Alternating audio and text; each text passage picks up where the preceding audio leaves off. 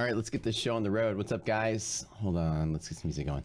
How y'all doing? A little behind this morning, so I gotta get ready to get going. We start in 2 minutes.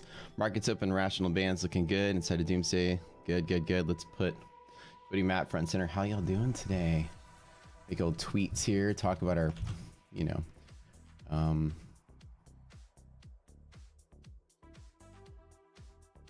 gotta do the old social medias and stuff.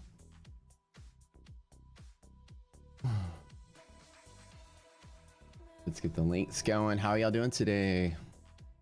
Let's see if we can get some good plays out the door, right? And we got minutes. Minutes won't be as drastic as the decision day, but it'll still be worth remembering and paying attention to.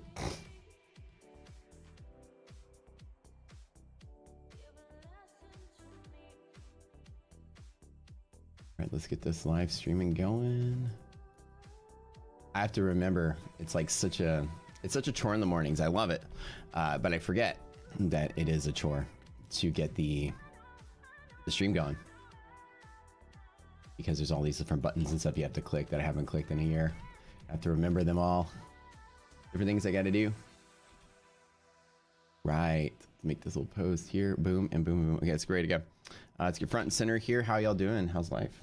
I'm eating a, can't judge me, I'm eating a Jimmy Dean sandwich for breakfast. It was so good and so horrible and not good for you. Echo feedback now still.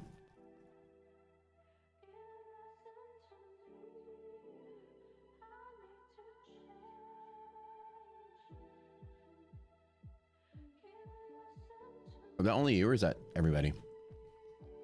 Music or my voice?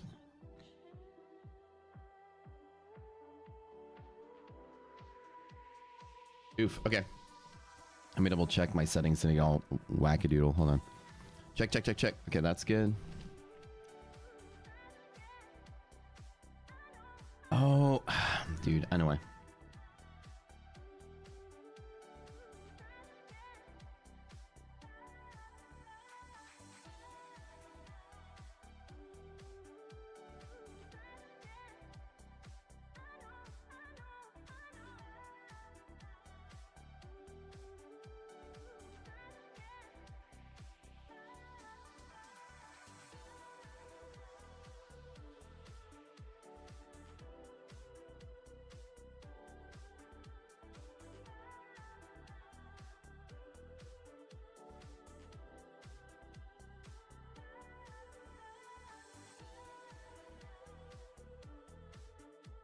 How about now? Is that better?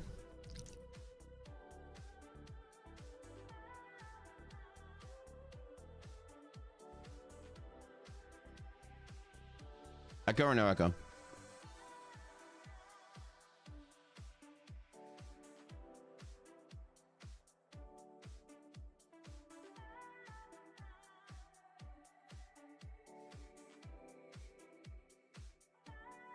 All right, we're good. Looks like we're opening bear short down. Again, I'm looking for any upside targets on 362 or 358 rejection to short. Let me see if I can hear on my outcome.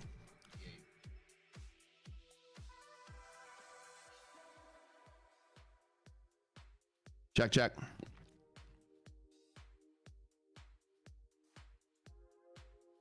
There is no echo.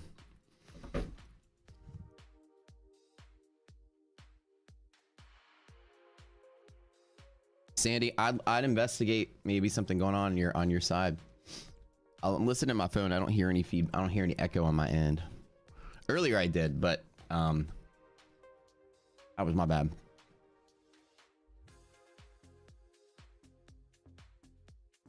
It should be okay now.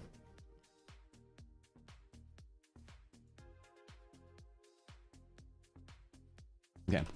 So SPY bear short down, 360, 358 resistance. Man. The market is just getting no love.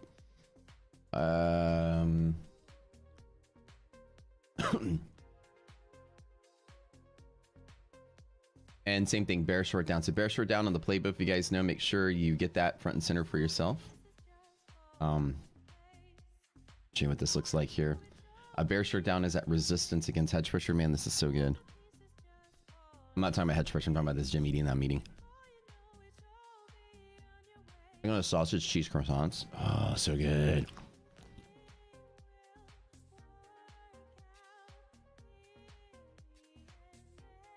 Yeah, refresh the page. Yeah, that's a good one. I would say probably. Try something different. How are you doing today, guys? Okay. If the bear short down is resistance against hedge pressure, resistance against monthly. Watching resiliences, those are all negative. So this is resistance. This is resistance. So keep an eyeball out for that. That front and center here. Let's find some strategies right out the door. Let's find some things that are actually on the positive side, at least for now, and just see what they look like and try to find some breakdowns.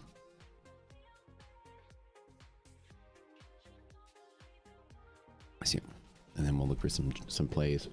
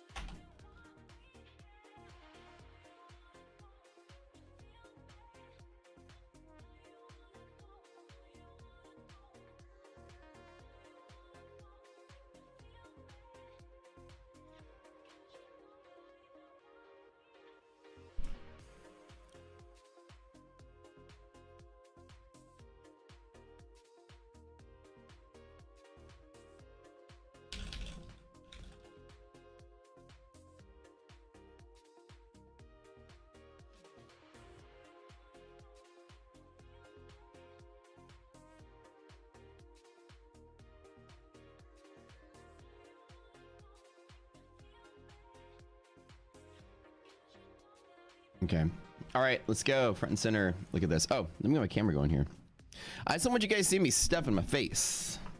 Man, I'm looking good. Wait. I've changed my camera angle. Let me make it a little bit more revealing of my... Wait. Let me zoom in, maybe? Why can't you see any taller than that? Wider than that? Hey, okay, hold on. Why is it not? Is it like because it's the bottom? So weird. My head's popping. Maybe I could like angle it up a little bit. Hold on, guys. I'm about to make you really dizzy.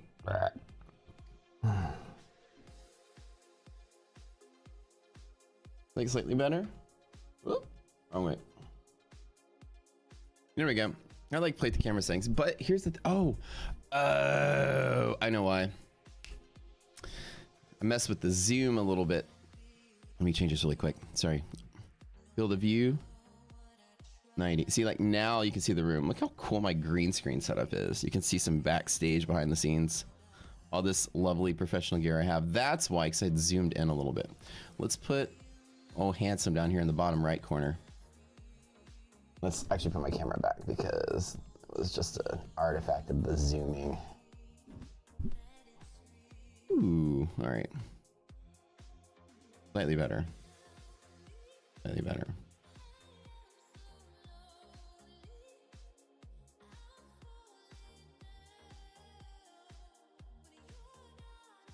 Pick that out. And now, it's time to spring behind the platform. Okay. I'm having way too much fun with this. You should never listen to me for any reason whatsoever. The Starbucks ham and cheese crunch with the diced ham in it. Oh, it's so good. And I'll tell you, this is funny. My favorite thing from Starbucks is the turkey bacon. That's what they call it. That's like their code word for it. It's called like turkey bacon and egg white or something like that. It's on English muffin. those things that like sounds healthier, even though it's not really healthier, right? I mean, it's turkey bacon, egg whites only, but I like it because for whatever reason, I don't normally get like turkey bacon. I like regular bacon. The turkey bacon tastes tasty as hell. Like super tasty. What's up, guys? Good morning. Okay. QQQ, bear short down, resistance 265, pulling off. Let's talk about what's going on in the news today. Then, like, first and foremost, you guys pay attention. Today's kind of an important day. Meeting minutes comes out 14 o'clock. Make sure I'm at the current time is correct here. Full Central Time. There we go. That will make it.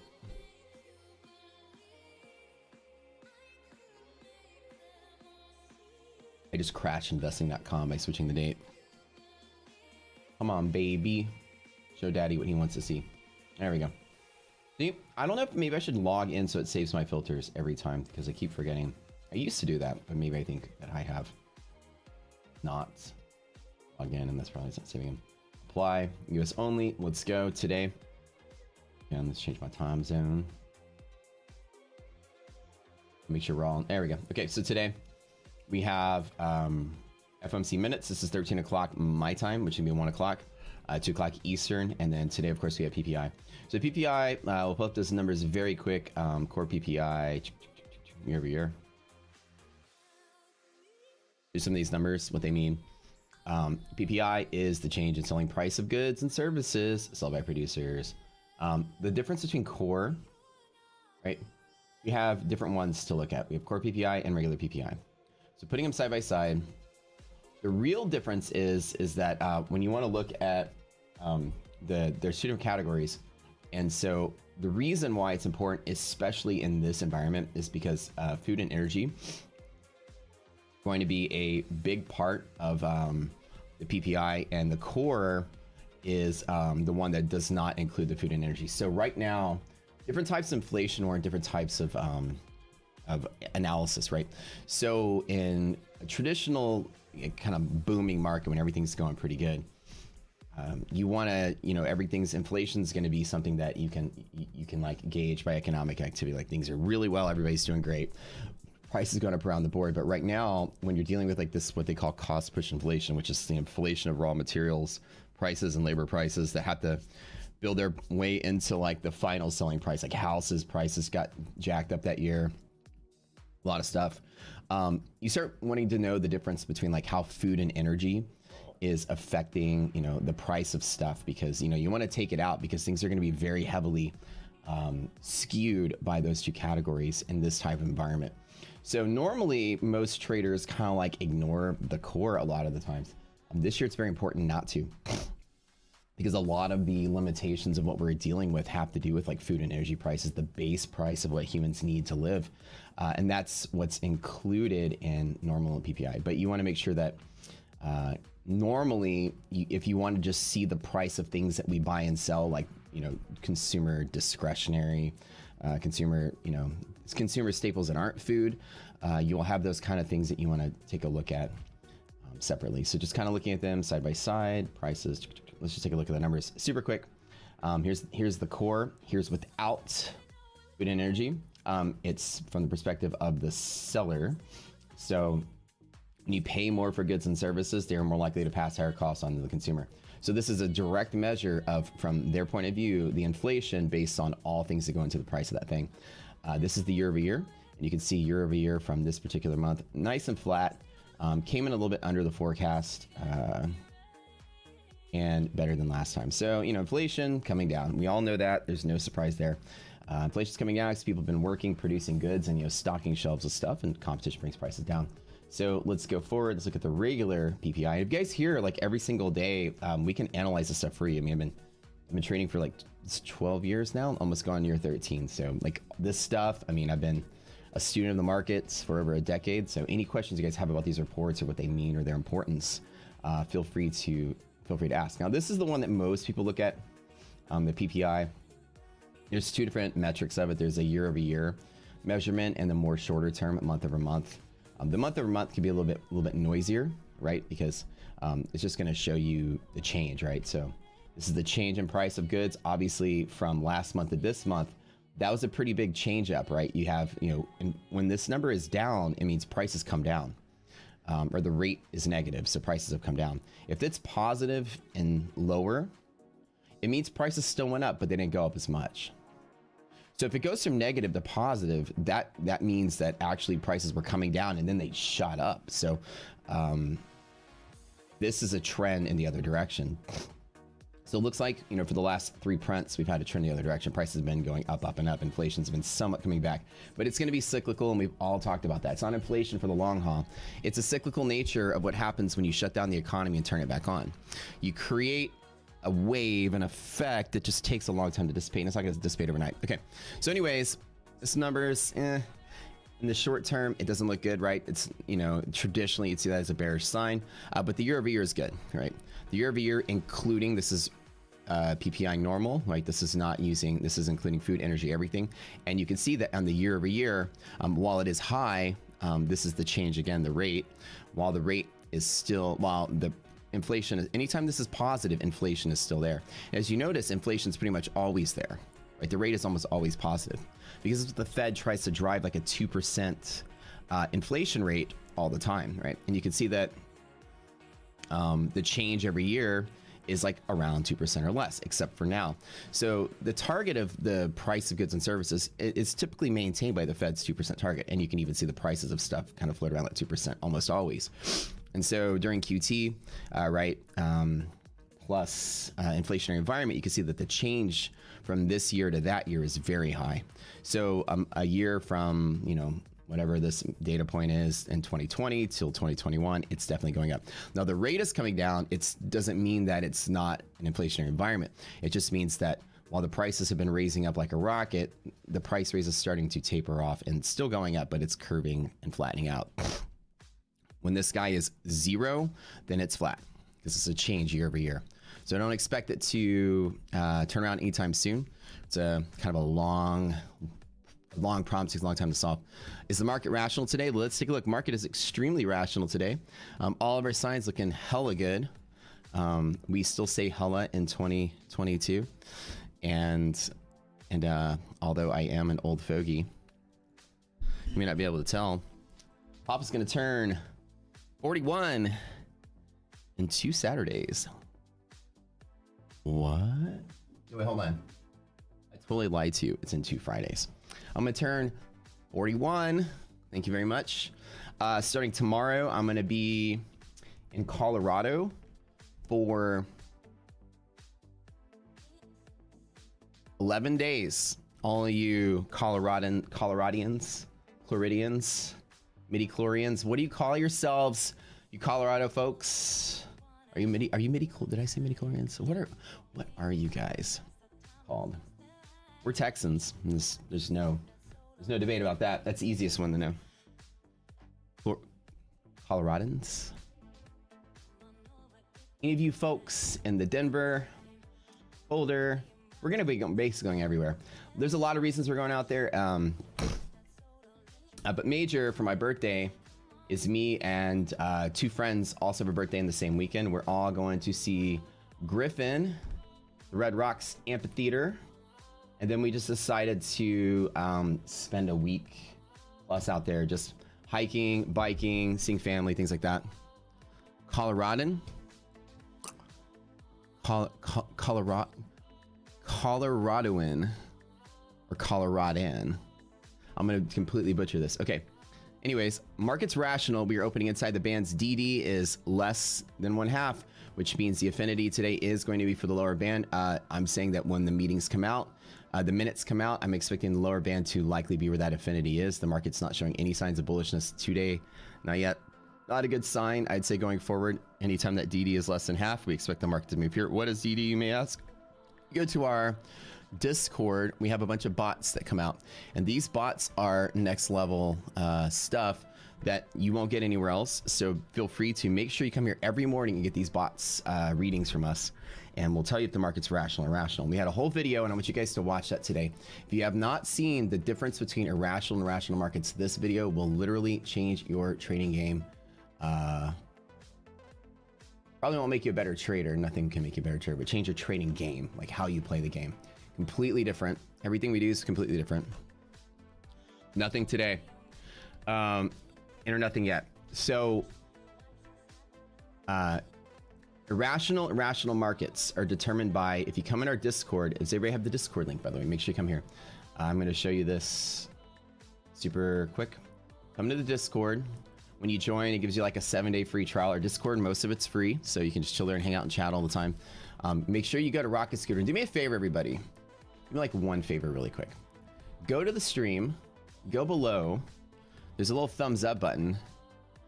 If 100 of you click that thumbs up button, I'll get up and show you how short my shorts are.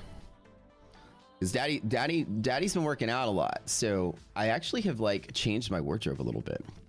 I'm now like at the point where I can rock 5-inch inseams because I actually am in shape these days. I used to not be in shape because I've been spending 3 years locked in this dark room programming Rocket Scooter with my team. I've been working out a lot. I'll show you how good my hamstrings look. If I get 100 likes on the video, I'll flex and show you what Pilates been doing for my legs. They're looking hot. It's all right. At least Nicole thinks so.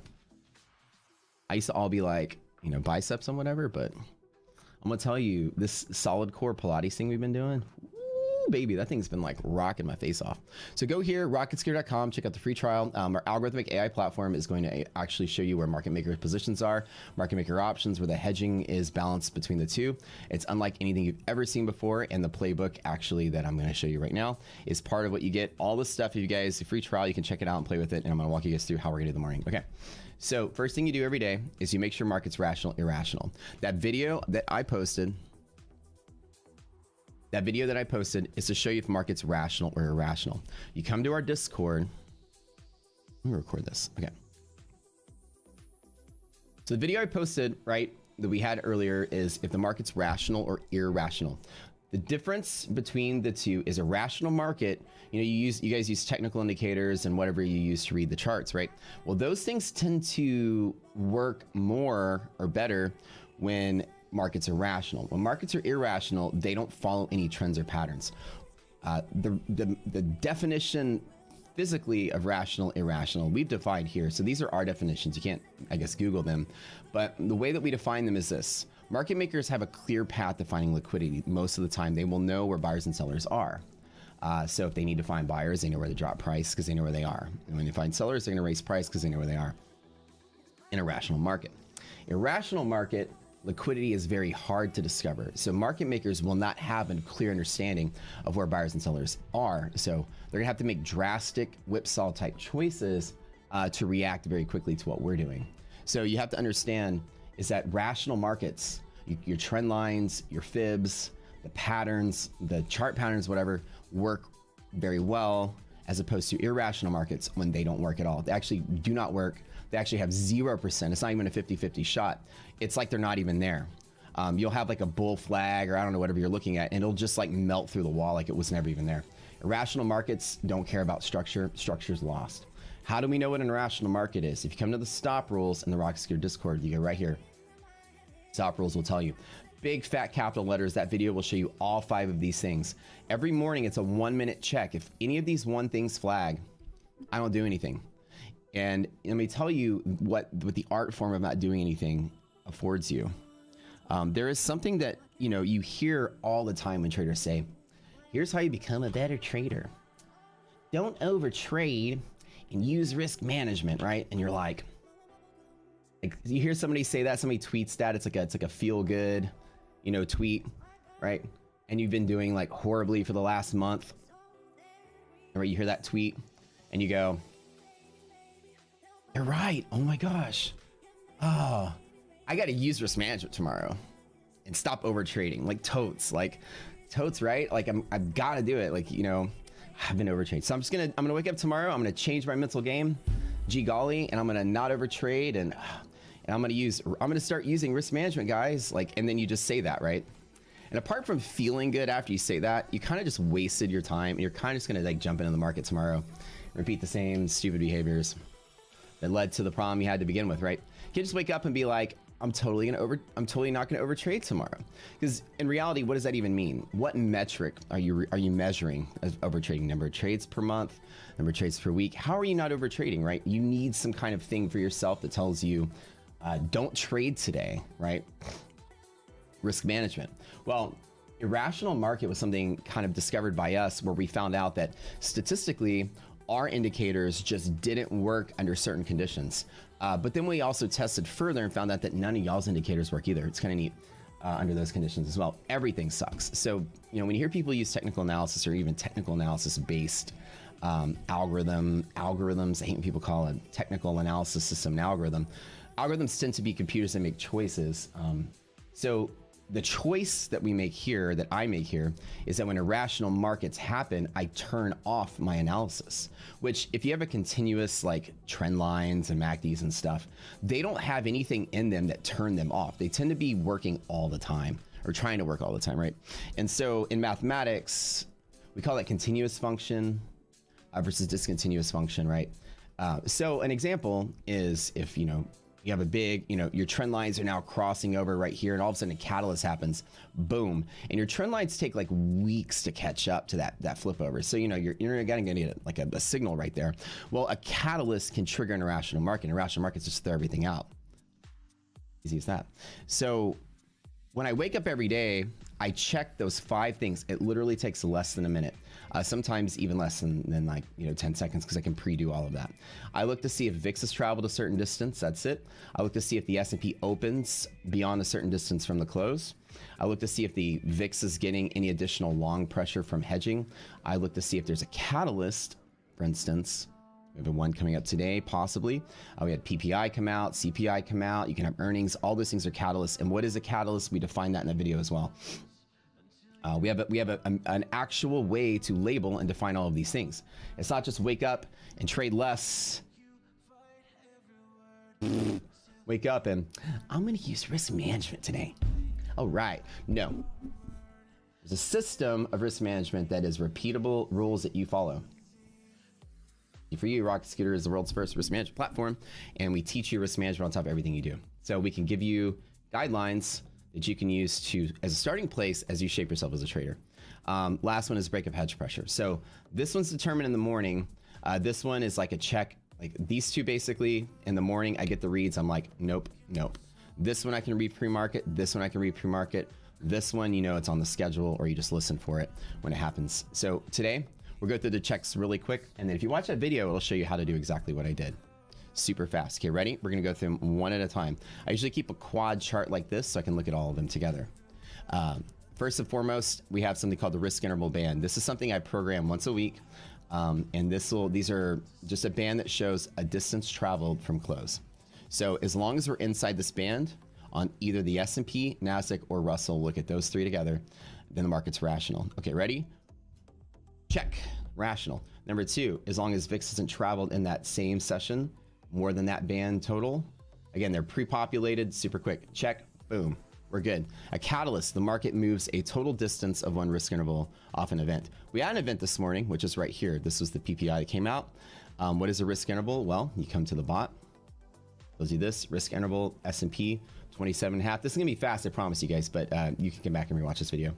27.5. Did the S&P drop 27.5 points on that catalyst? Let's measure it. Okay. Actually, I don't have this one prepared, so let me just draw a box really quick. Make it 27.5 points. I was late today. Had to make me that Jimmy Dean sausage sandwich, but it was worth it because it was super tasty. Okay, 27.5. Okay, ready? Let's just arbitrarily make it 27.5. You guys may be wondering, if you guys have never seen us on YouTube before, it's good to see you guys here. I'm the CEO of Rocket Scooter. I am a pretty large company. We're developing a trading platform. It's behind this chart right here. I'd love for you guys to come through and check out what it is we made. So the catalyst, the event came out right here at 7:30. So I'm going to put a box on that edge at 7:30. Okay, just to show you that distance, right? And just to show you when the catalyst is active or inactive, this is how it works. Okay, we'll say the catalyst down here. And I'm just gonna put a couple text boxes, right? And the catalyst is right here. Rational above, irrational below. Easy as that. So if the catalyst moves you 27.5 points off the onset of the event, market's irrational. Easy as that. So it was at the start of the day when you're asking me, Matt, are you in any positions? Say, well, the market's irrational down here. So down here, no acting. How many of you thought market was going to collapse at the open and then whoop, whipsaw back into rationality, right? That's a rational market for your very eyes. So when the market's down here, you guys want to buy puts at the open. See, somebody tweeted me yesterday, or somebody responded, and I'm going to tell you something. Somebody responded to something. Might have been one of you in my comments.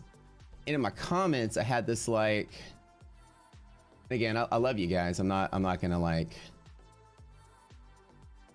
dog somebody too hard, but I'm gonna tell you this is the exact reason why I know how to come through here and show you. Okay, so tips on how to avoid irrational markets. And somebody said, I don't know, man, plenty of money to be made in puts on irrational days.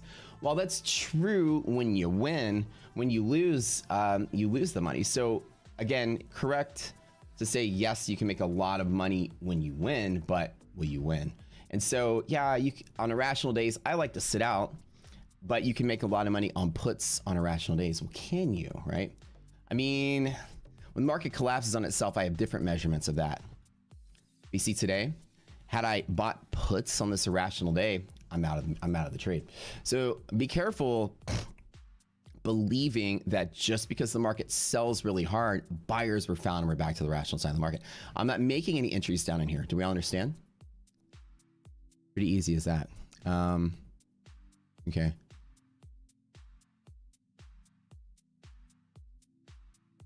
Awesome. Okay. Going forward here, you have in this area, nothing touched, absolutely nothing, right? So you thought it was selling off and then popped right back in. It's easy as that. So now the market's rational. Now whatever indicators you use them, right? So if I was using like moving averages as my signal in irrational markets, just let your signals not signal anything. That's the trick. So down here, no signals matter. Do we all understand that? So that's number 3, catalyst. Now you can pre-measure a catalyst because you know it's coming out and it's going to mark where that event happens. It starts right here at 7:30 my time, and then boom, that's the level. So down in here, market's nice and stable.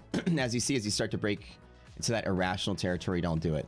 So today we have in the S&P, just as an example, we have irrational if it's outside the band at the open. It wasn't. It's irrational if it's below here on a catalyst. It wasn't. So as long as we're up in here, market's good, and whatever I use to trade with, I'm still be using it, right? Yeah. So at the end of the day, no, go ahead and you don't have to worry about it. Let that person say whatever they want to say. It's totally cool. So at the end of the day, rational market's good. So we have all 4 of those checks here, and let's go back to the stop rules here. Irrational, VIX, we check both of these. Catalyst is okay. Now let's look at the 2 things from playbook in the morning, UVXY, call wall, and then hedge pressure on the index. So the 3 things I can mark pre-market are distance from catalyst or difference to anchor points, and then of course your rational parts on the market. Then we're gonna pull up the Rock Scooter platform. And yeah, so yeah, somebody said, why does every MFer in the industry selling something? You can't be a real trader. Did you know every time you trade and buy something from somebody, somebody's also selling something to you? That's just what trading is.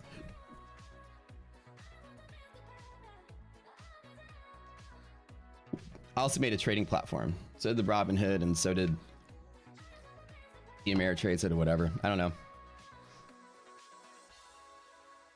Got bored one day and decided to make a trading platform. Get tired of just trading. Trade with basic indicators, junk indicators, want to make something new.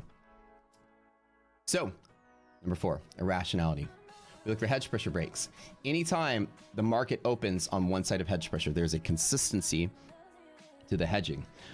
What hedge pressure is, if you've never seen it before, let's open up my drawing pin here,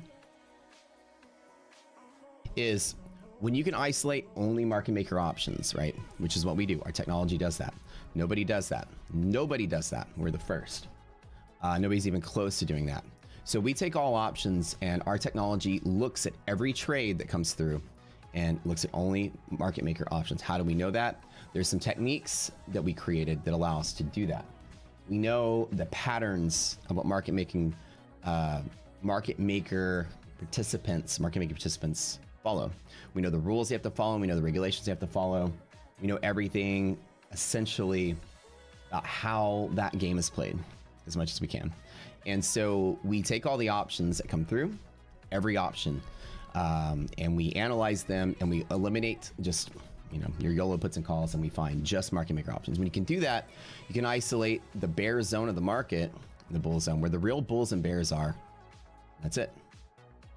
So if I'm longing the market and there's no seller, market maker has to be a seller. We're not just going to sell naked. They're going to sell to me and have an offsetting long position to balance out their short side so that they're neutral. They just get paid for making trades. They don't need any risk on the table. So they'll probably sell to me and buy a call to balance themselves out. We find the call, we can reverse engineer the bull. Easy as that. So when you do that, all the hedging of those options that market makers have purchased, hedge pressure is the net gamma balance of all sold options to market maker. It is a net resistance on either side. Somebody just said, you still talking about hedge pressure? Yeah, hedge pressure. There it is. At the start of the market, there's your resistance, homeboy. And it predicts a volume spike every time you touch it, homeboy. So yeah, we can predict pretty much the highest volume pivots of the day before they're even touched, like before trade even gets there. Whereas I'm sure you come from a technical basis where all your indicators are delayed and they don't really give you any forecastability, right? So when I look at what hedge pressure does, it is a net resistance and it's a pivot. So if I'm making a decision as a trader, down here it just means algorithmically more orders are shorting than longing. Up here, more orders are longing than shorting. So what I see is when you interact with this, volume will spike. It is predictable. There's a predictability. Don't talk about like technical analysis or anything like that. There's no predictability there. Just because two averages are crossing over, where's price going to? What's the price that everyone's going to be acting at? Where's the price that's going to have volume? As a trader, I want volume to accompany my pivots, right? But just because you get a signal to long, where are you longing to? Signal to sell, where are you selling to? Well, the idea of what we wanted was that we know systematically that you're going to get volume here and volume here every time, every single time. You're going to get volume here, and volume will just spike up when you get to close to things. As a matter of fact, when you touch this white one, you're going to see volume start to increase as well. So the idea is that if we can isolate, since the majority of trading is all algorithmic, and we look at just the market making side of things, we can show you that after the opening of the market, that the only interaction points that are going to show that people have vacated their positions or walked away are going to be these three lines I'm showing you there, and where the balance points of the market would be there and there. So ideally, I've limited everything to a couple of places. So the two other rationality rules we talked about are when you break through hedge pressure, okay? Anytime this goes through here, if you start on one side and you stay on one side, that's expected, right? The market hits here, there's just a net influx of shorts because of the hedging. But if it has the power to break through there, it means shorts have covered themselves enough that some of these options have closed and the market freely has hedged the other way. This is called a gamma squeeze.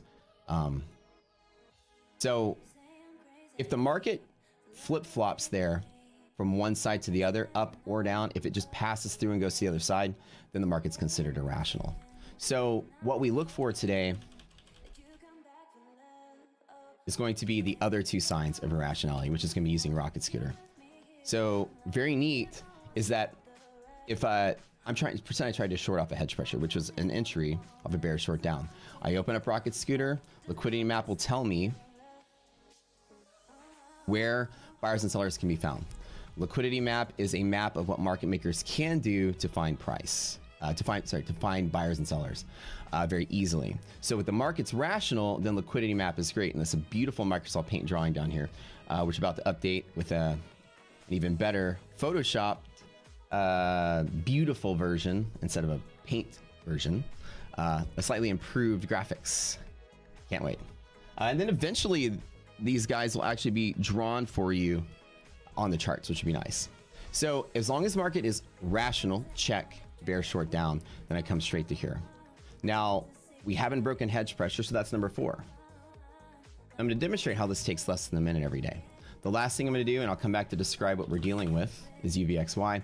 We use UVXY instead of VIX for options. We used to use VXX, but since Barclays stopped issuing new shares, liquidity dried up, we need another liquid instrument.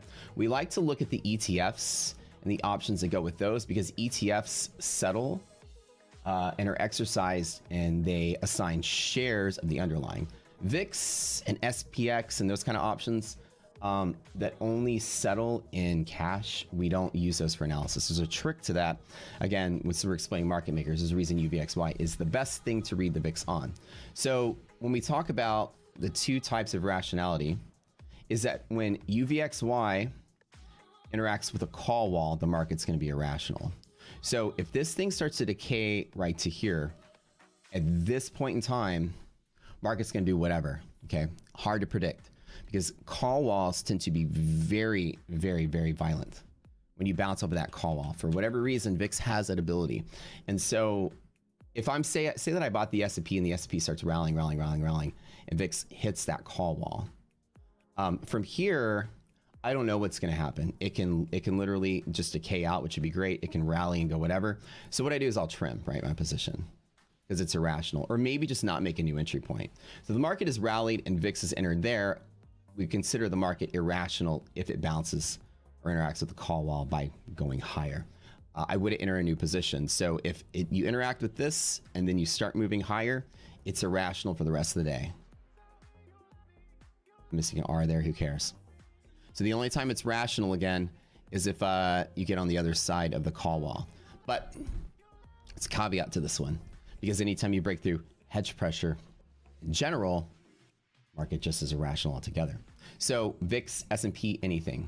So today, a little complicated on this one, but we'll review all the things we look for. Is anytime you break through hedge pressure on either direction, S&P, like we talked about earlier, or VIX, anytime you break, it is irrational on the other side, irrational on the top side. So even though VIX is elevated, market's still, that still checks right there. So interestingly enough, it has to be irrational already to get there, and then it's still irrational no matter which way it goes now. Because normally if you're on this side of the call wall, market's rational again. But you already broke through hedge pressure, market's gonna be crazy. When you break through hedge pressure, it means people have exited their positions so rapidly the market makers have no gauge of liquidity anymore, and you don't know where buyers and sellers can be, will be, or want to be. So that hedge, when markets just kind of walk through those hedge pressures, it means people have gotten away. So let's show you how you can do this all in 1 minute. Okay, ready? Checklist. Your 3 pre-market checks. As a matter of fact, I'm gonna even make it easier for you guys to do this. Let's go through here and renumber them, and we can just say like how you can do them much easier. Pre-market. See, every day I think of better ways to do this. After 9:30 check. That's a little bit better, right?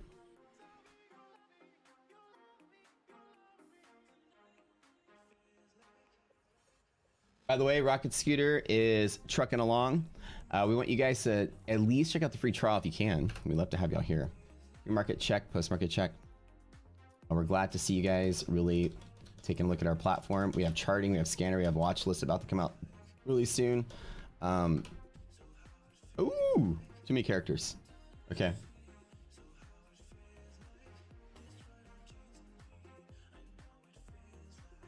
No position for sugar overnight.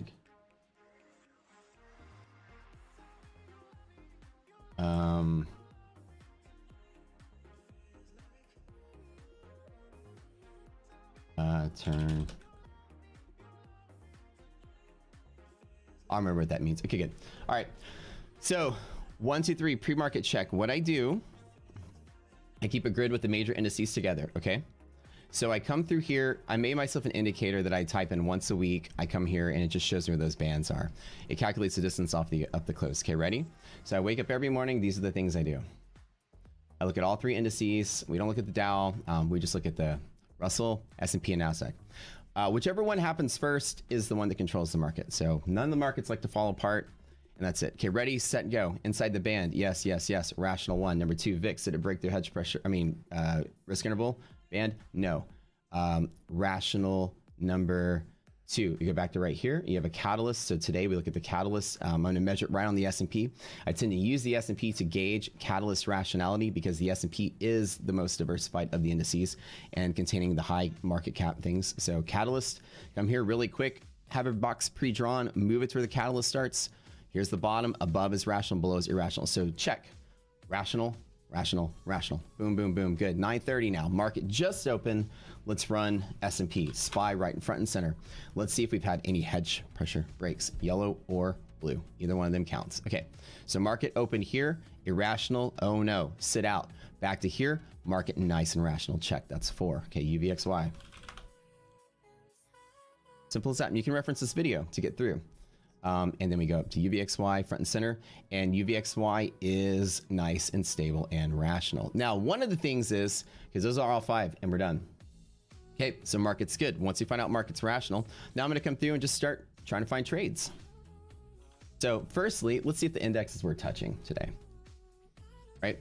So just like check, check, check, check, check. Market looks good. Yeah, so your indicators will work, your averages will work better in rational markets than not. So bear long down on liquidity map is telling me when rational markets are there, the market has a very clear path where buyers and sellers can be because this is where they are. These are their options that are open. And market maker options will show you, or sorry, the positions are open, market maker options will show you that. Bear long down, I just matched letters to letters. Bear long down has interactability with yellow and blue very strongly. So today, I'm looking for this particular setup because we're in between yellow and blue. There's yellow and blue. I'm looking for a move with that kind of pressure today. You can already, before the catalyst, already see that sort of move from here to here. You see how market makers understand where the positions are, and they're able to show you, or I'm able to show you now, that the market has that predisposition to resist against yellow. So today, if I wanted to short the market, I'm not going to buy puts right there. I'll bet that the bear market, tell this bear structure stays bearish. I'm going to take the trade off of there because I know that there's going to be selling pressure from hedge pressure. Okay. So market's nice and clean. Is there a potential run up from here to here? Possibly.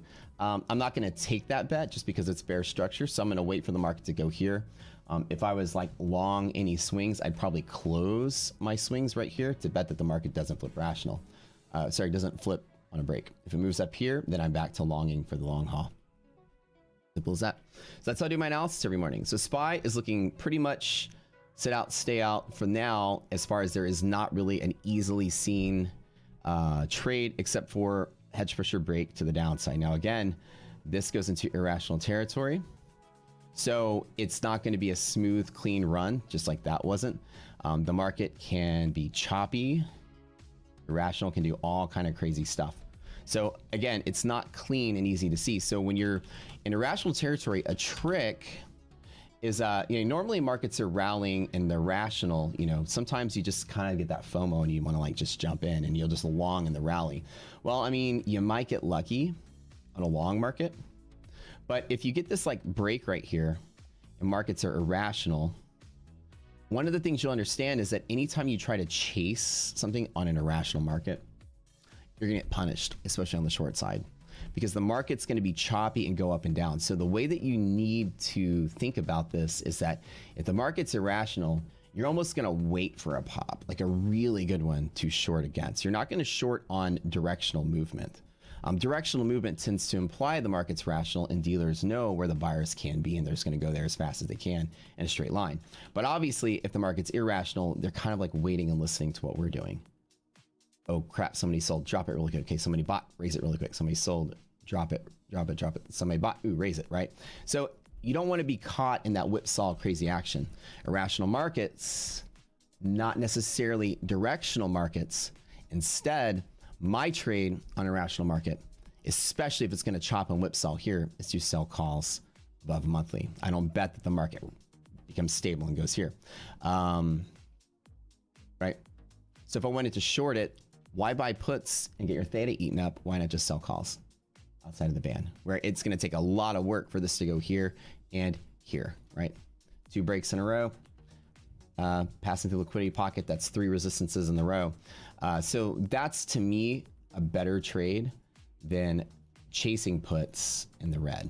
So ideally is that rational and irrational markets can dictate how I position, not necessarily just if I position or not. That's the difference, right? So I'm glad you guys like these little vignettes that we're making, these videos on how to read the market and how I make the decisions I do make. You know, rational trending markets, I will buy calls all day long. Any market that breaks bullish, I will long calls all day long. I don't know how I just changed the weight of that, but that's pretty sweet. Irrational markets, I tend to believe that the market makers don't understand where liquidity is. So I know where liquidity is right here. I will sell calls above that and above monthly if I can. So instead of being a directional mover, I want to gain delta. Instead, I'm going to sell against the chop to gain theta and IV, right? Irrational collapsing market, IV can possibly go up because markets are illiquid. The spread between options goes up, therefore the price will vary wildly, and market will whipsaw around as that volatility starts to grow. As soon as that volatility goes away, you know, that IV comes in your pocket. IV works in your favor when it crushes as a seller as opposed to a buyer. And I'm going to double check just QQQ. And let's look at the Russell really quick just to see everything's going good. Again, S&P is right on the edge. QQQ, bear short down.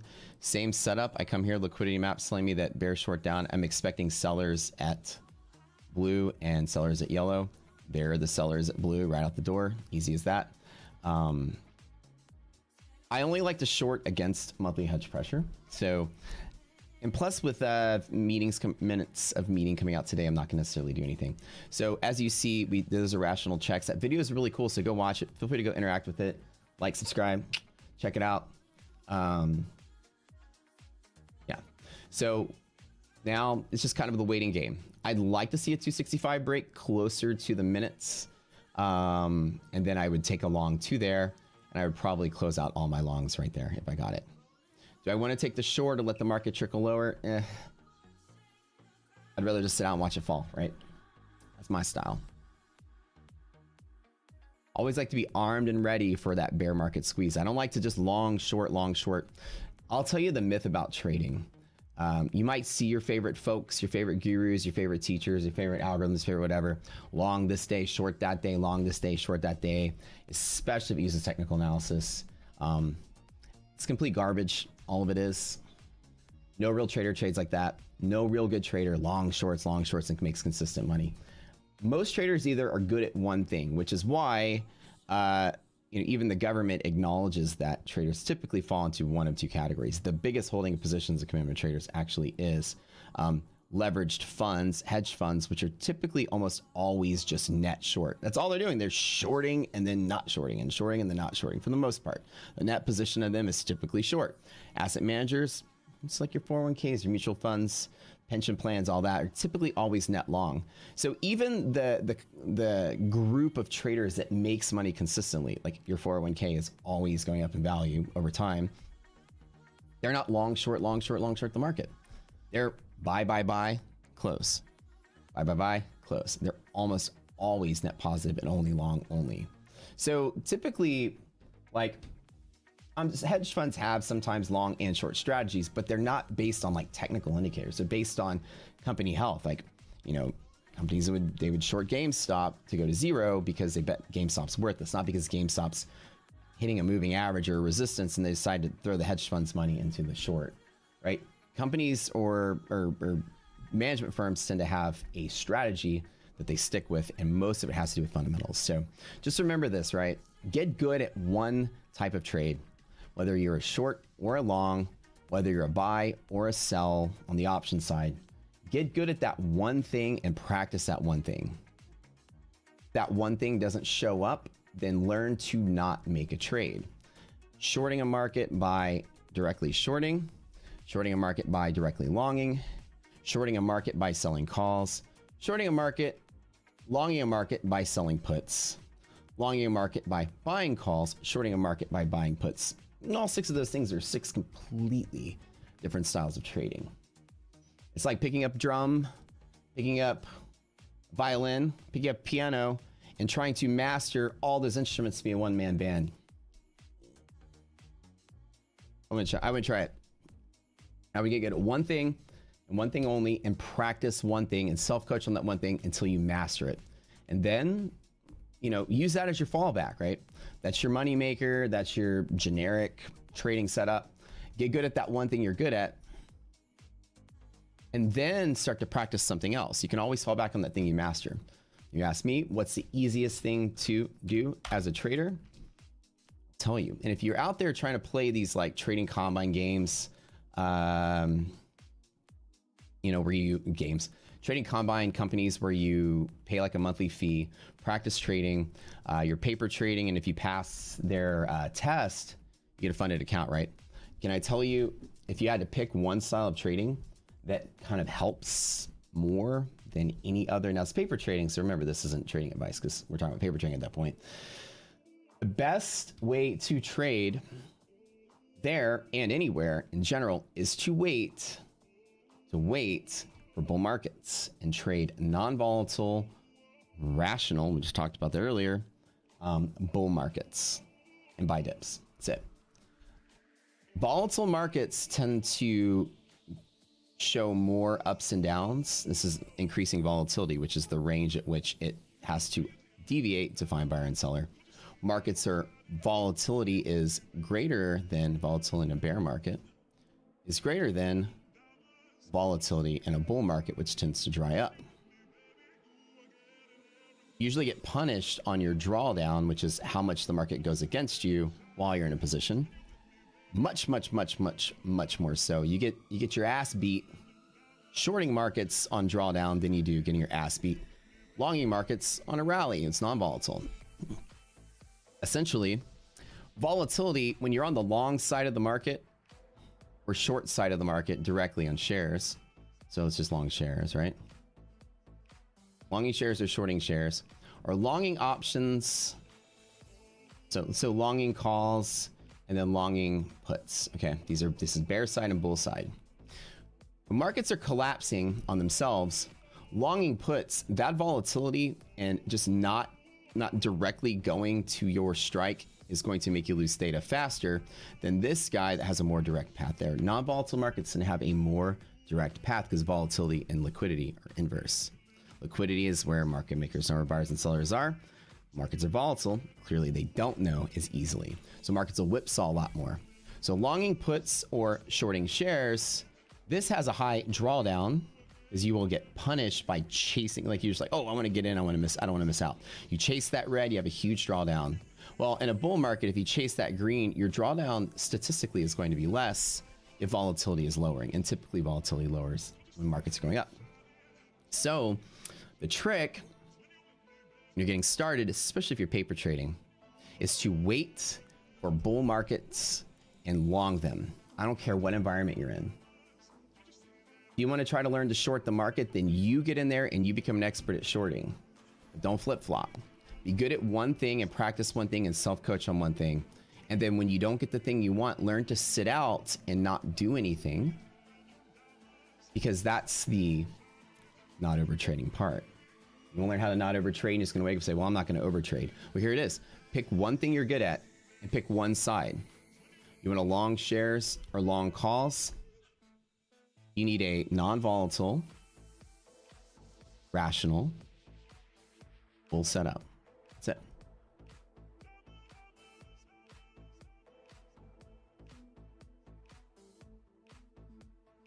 Any questions?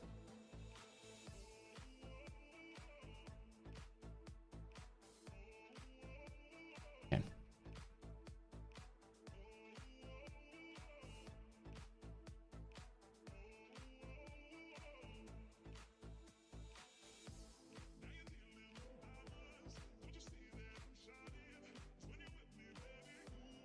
So today, right? Rational markets, none of that. Markets rational, bear long down, which tells me I'm expecting resistance from here to here. My only real short trade I only short on pops against yellow. So right here.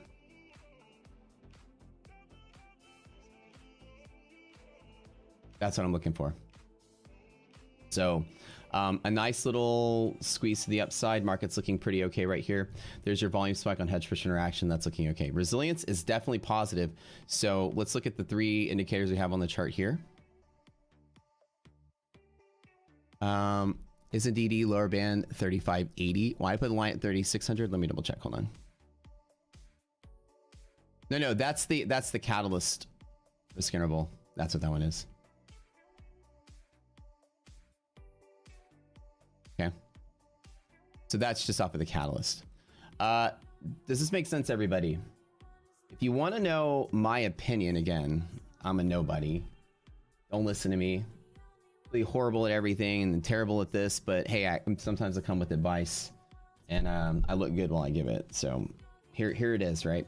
Pick one thing you're good at, and if you don't get it, don't do anything. Like literally do nothing. So where do I start? Well, in a bear market, right? Markets tend to be bullish more than they're bearish over the length of your lifetime. So statistically, if you had to pick one, you know, in the year the markets are crashing out, it might suck. Like you remember in COVID, like everybody got good at buying the dip, and then all of a sudden markets turn around and start selling off, right? And like at that time, you start to see like everybody on social media is just like bickering and fighting. All the gurus are like at each other's throats and calling each other out. You're a paper trader, you're this or that. You hear all that stuff, right? That's tends what happens when everybody gets like married to one style, and then all of a sudden markets turn around and go the other way. All your gurus that emerged in 2020, they got good at one style and immediately never practiced the other style, and nobody was good at it. So then everybody gets all cutthroaty and, you know, bickering with each other. It's kind of a neat dynamic that you'll know if you've been in this business long enough, is that when markets are bad, people tend to not buy trading related products or services. So people in trade rooms and stuff get a little more competitive with each other. And you notice that because when performance is not so great in a bear market. As everyone that's, you know, trading turnover is really high, everybody in the last year or two got into trading, really we're only good at longing markets. And now we're in a market, you know, selling off for about a year or so. So if you got good at shorting, then when the market pivots and turns around and has a 5 or 10 year rally again, you know, you will still have that one fixed mindset of shorting, where it's the least probable thing over the long haul. So in general, the easiest thing to learn how to do is long the market when it's not volatile and the market's rational. And so whenever it's like sell off, sell off, sell off, I know it's the least sexy thing, but for myself to say I'm not taking any new entries while the market's selling off and just waiting and waiting and waiting is not a terrible idea when you're new or practicing. Most of them have never seen a bear market. 360 is call on spine, 361 is a put wall. Would you still look at short 362.5, the MHP call wall? Let me pull that up really quick. Does that make sense? Like, I look for setups where the VIX is in decay. That's exactly what I do. I look for bear setups in VIX, like this, that, where VIX is in decay or VIX is hitting some kind of thing where the VIX itself is not hedging higher. The VIX is moving higher, a market tends to become irrational at an exponential scale. VIX breaking hedge pressures and stuff is one of the worst possible things that can happen. Because while the S&P can become irrational on its own, volatility is the measurement of like how much S&P oscillates, right? SPX. And so if the SPX randomly starts like widening its range, right? Then VIX as a state will go up. Okay, VIX 1, VIX 2. VIX 1 is a nice like, you know, stable range. VIX 2 is a very wide range. So this is the S&P right in this example. Volatility market just randomly has to drop and raise. As there's a big seller, then a big buyer or whatever, volatility went up. Okay. So imagine if like volatility is just gracefully going up, like linearly. Volatility goes up another level, volatility goes up another level, okay? Then the S&P, let's actually draw this a little better. I'll give you some more room here. I'm gonna show you exactly why. I believe that the best thing to do is to not learn how to short markets out the door. because the mechanics are way different. People think that longing markets and shorting markets are just pushing the other button. It's not the case. The mechanics are way different. Volatility is one of the major keys. It's because more people are typically long and short than short on the non-dealer side at all times. You have a higher put to call ratio on the S&P, typically greater than 1. When the put to call ratio is greater than 1 on the SPX, a 30-day window, then volatility goes up and markets go down. Traditionally, that is the case.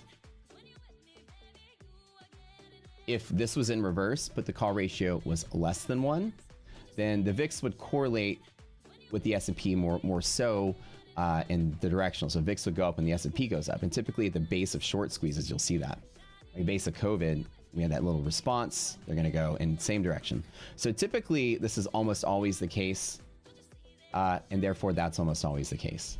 So if I'm trying to long the markets under this condition, I'm looking for volatility to go down when the S&P is going up. So if I were to draw the S&P, like basically, right, nice and flat, then all of a sudden it dips and then goes higher. And then I say that the S&P dips again and goes even higher. You can see that there's like a kind of like a linear change in volatility. So V1, V2, I'm just gonna pick 3 of them randomly. And V3, right? So VIX will have moved up relatively linear because it's priced on the options, right? VX is just moving up, up, up. Now, the thing is that if VIX breaks through like a hedge pressure, for instance, becomes irrational, VIX can no longer move like linear. VIX can like literally start to rally on its own and start to get crazy. So imagine the VIX getting off center, which shows like the rationality of S&P expanding. So what you'll end up getting when VIX breaks through hedge pressure and itself goes wild, you're not getting like a clean expansion of volatility. You're gonna get the market just kind of go crazy. So if you see like this is kind of linear, right? Then, you know, the S&P could like expand here, but the S&P could like literally go crazier like that. And so you get like some curvature on how much the S&P actually widens. If you look at the math, it does that. So when VIX becomes irrational, when VIX is like being crazy, then the S&P just widens like nobody's business. It has a little bit of curvature to the widening, and there's some videos we've made on that. So while, you know, traditionally you'd expect high volatility to be how much the market has to rise and sell to find buyers and sellers, but when VIX itself spirals out of control, it's exponential on the S&P. So higher VIX just means the S&P has to move higher and lower to find buyers and sellers. VIX breaks through that irrationality. I mean, it just like it just no longer is a nice little expansion. It's like, and it happens really quick.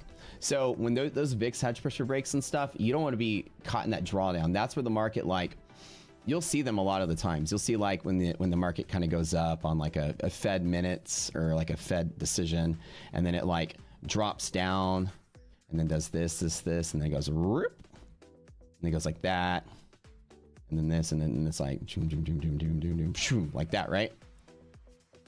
That's all irrational volatility. Like market widens, tightens, widens like crazy. Like it just, there's no rationality to this whatsoever. And you know, you'll get that indication because of like a VIX hedge pressure break. You don't want to be chasing shorts and longs during that. And so that's one of the best ways to do it, is just to learn how to avoid these irrational markets. And of course, just trade rational markets. When there's a catalyst, just sit out. Like a day like today, just sit out and don't do anything until you understand how to play catalyst and where you practice it. So look for nice clean days, nothing on the menu, nothing on the radar, no news events coming out. The index is nice and stable most of the time versus a stock that's gonna have individual catalysts you have to pay attention to. If you're trading any stock, understanding everything that's going on with that stock. Listen to the news, have your news feeds up. And then I just wait for bull signals in the bear market, or just sit out until I find something better. Okay, I'm gonna take a quick bathroom break. I will be right back. Be right back, hold on.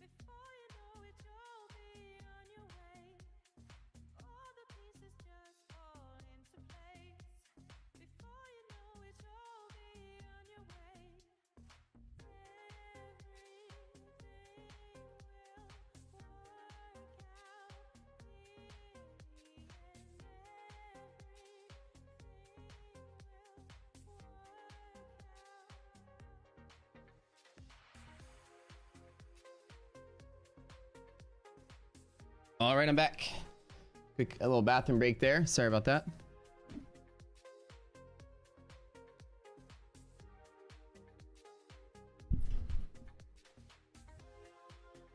All right, how's it going?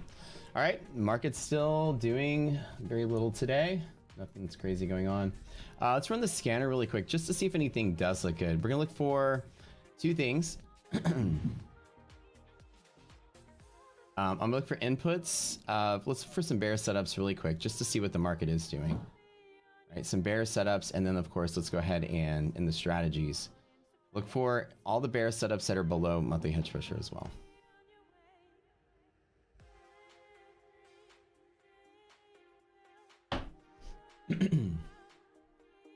So from here, I can sort by distance from monthly hedge pressure and find ones that are bear short up VFC.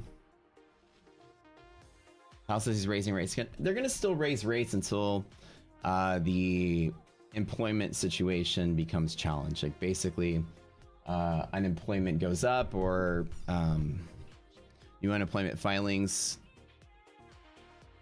They like to say the unemployment rate goes up or new unemployment filings go up. You know, those weekly prints that we get every Thursday. Powell's going to raise rates until he starts to challenge the employment situation, and then he's going to probably taper. Yeah, so raising rates is still going to be a thing that they're going to do for a while.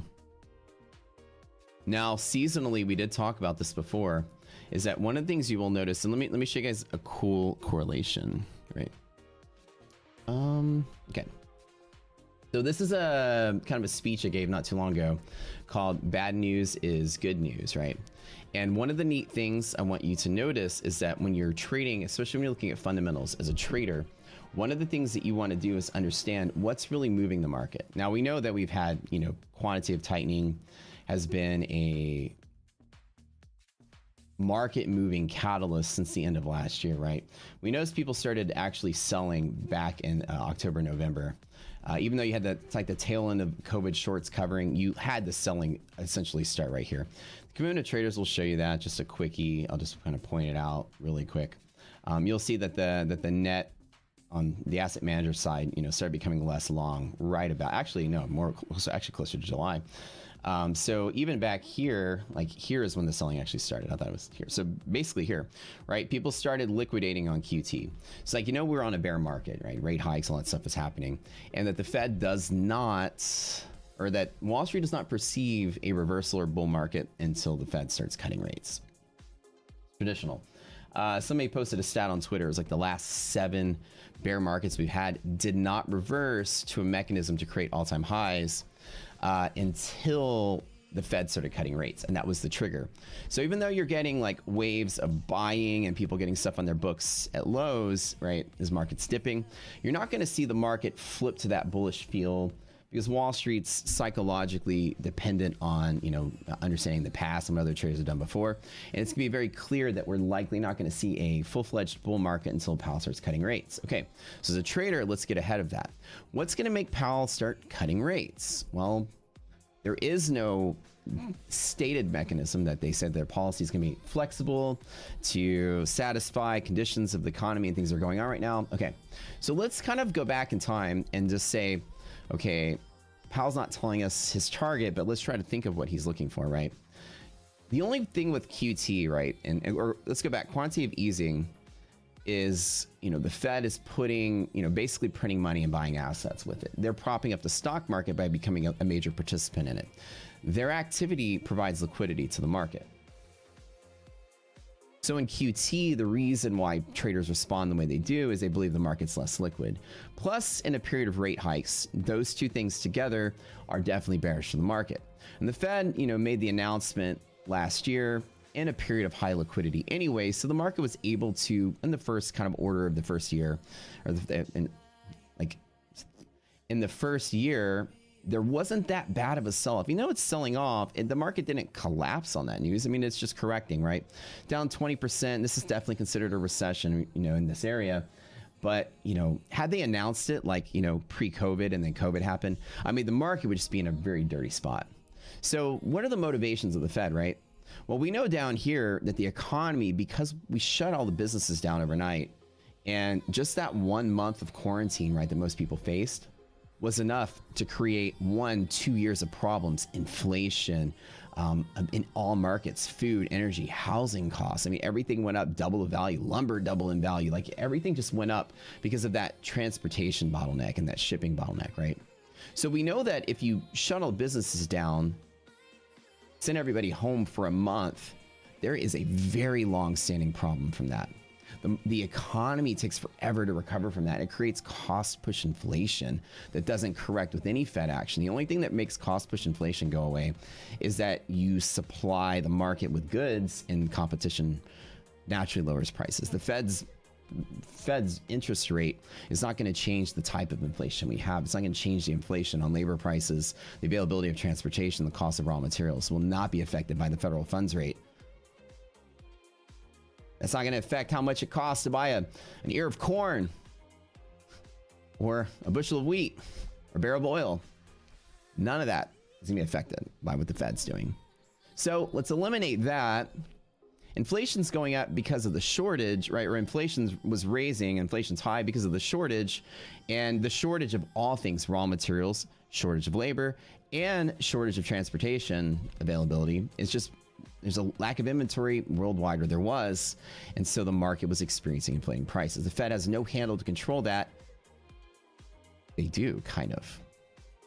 The handle they have is that nice, lovely labor market as people are getting their jobs back. Their handle is don't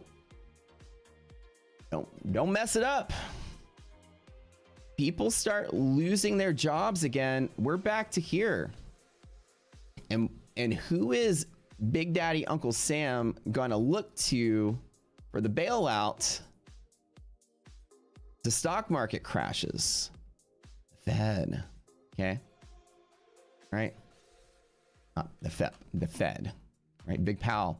So the idea is that Powell is going to do everything he can to not collapse the labor market, because luckily, because of COVID, you had shorts covering at the same time longs were selling, and the market was magically liquid in here. It was liquid enough to keep the market from crashing on QT, even though everybody's selling.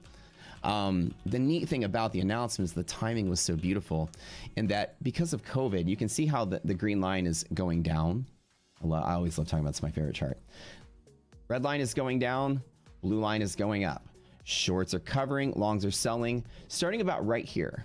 The short squeeze off of round 2 of COVID, people that bet that new administration, right?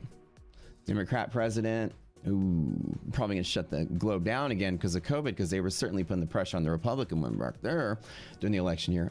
So let's bet that, let's go ahead and short for COVID round 2. This little blue line right there going more short, because it might get worse. Even though we had a vaccine, people still took the short. And what they do, they got squeezed. How you know it's a short squeeze? Two ways to see it. Number one is when you see a nice little inflection point, the curvature starts to change this way. There's more squeezing here than there is rallying there. Case in point number 2, just look at the blue line, right? As this blue line is going more negative, people are shorting the market. And as that blue line is going positive, people are getting squeezed. So squeezing has a curvature that actually increases as the rally moves. Rallies tend to slow down once the impact of the news is less, right? So blue line going up, hedge funds getting squeezed. Number 2, it's like shark fin swimming to the right, right? So it's a little curvature this way.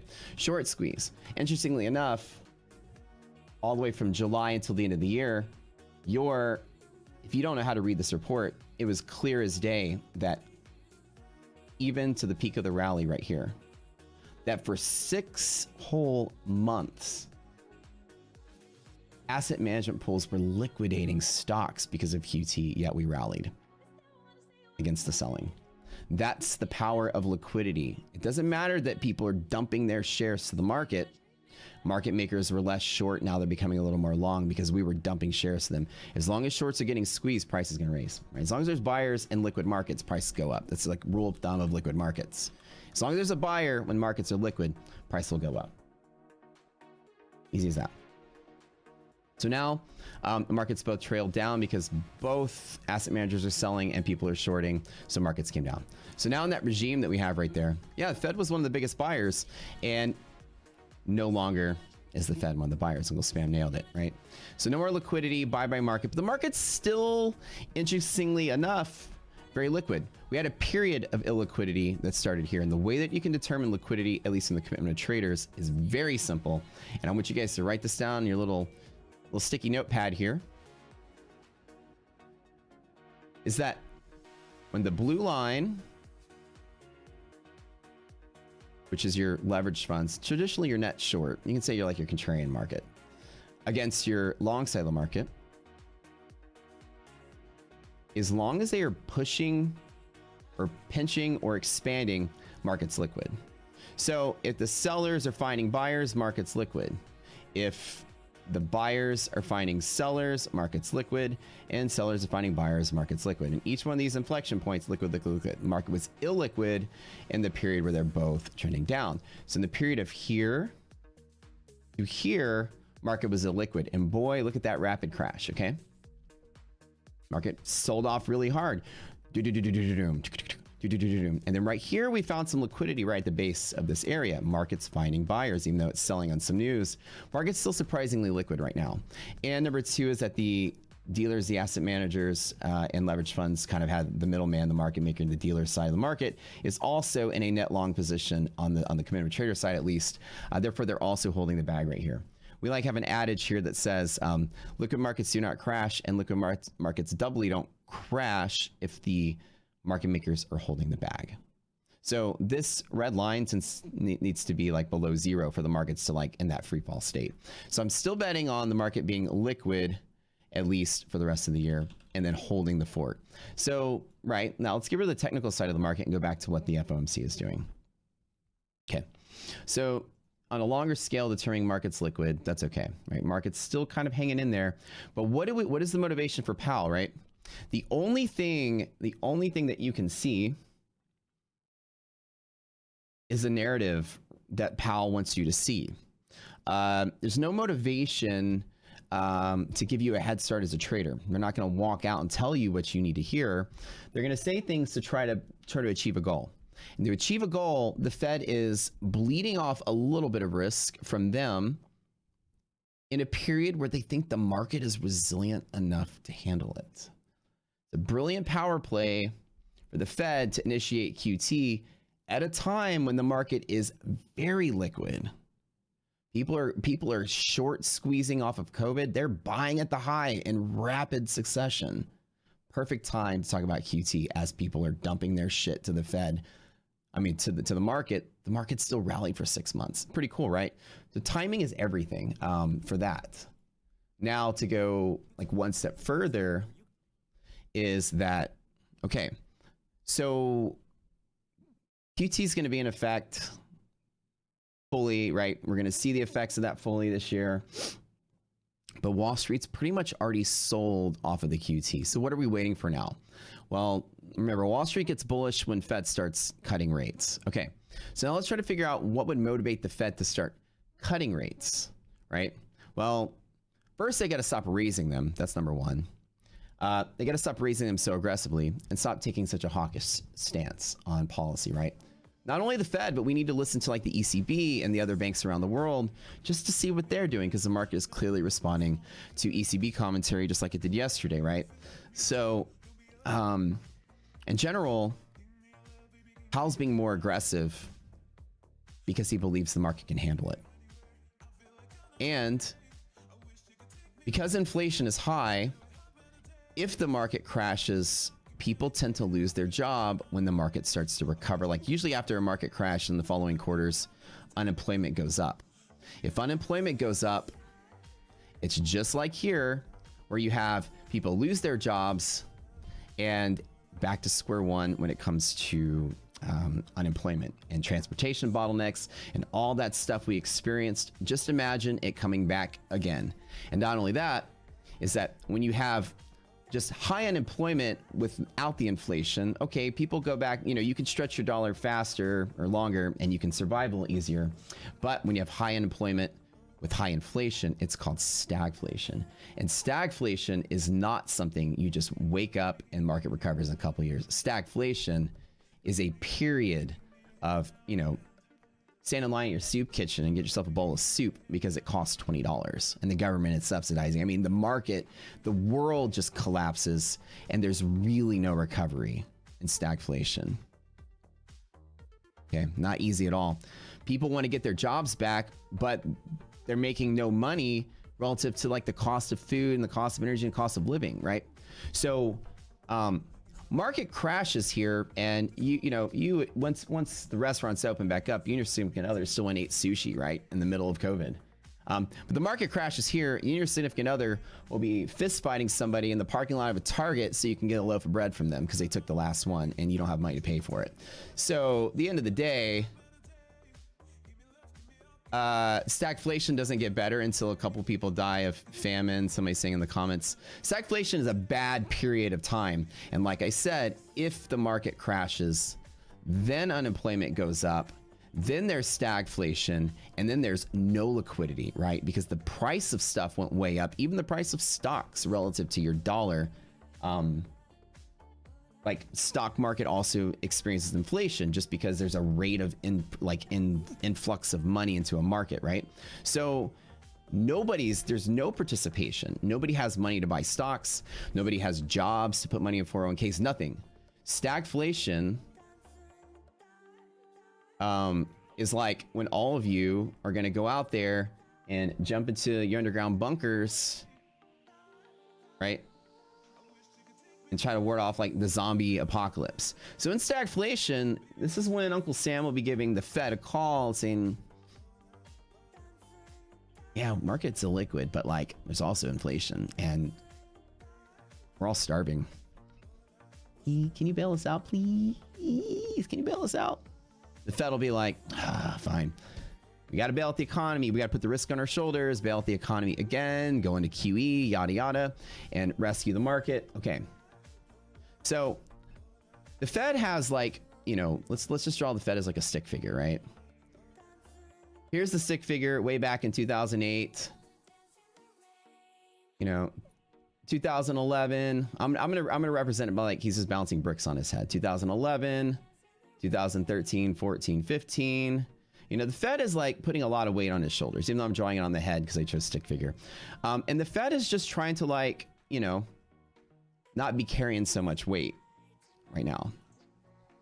But down here, oh God, the Fed is going to be carrying like so much weight in stagflation for years to come. They don't want that. They don't want that.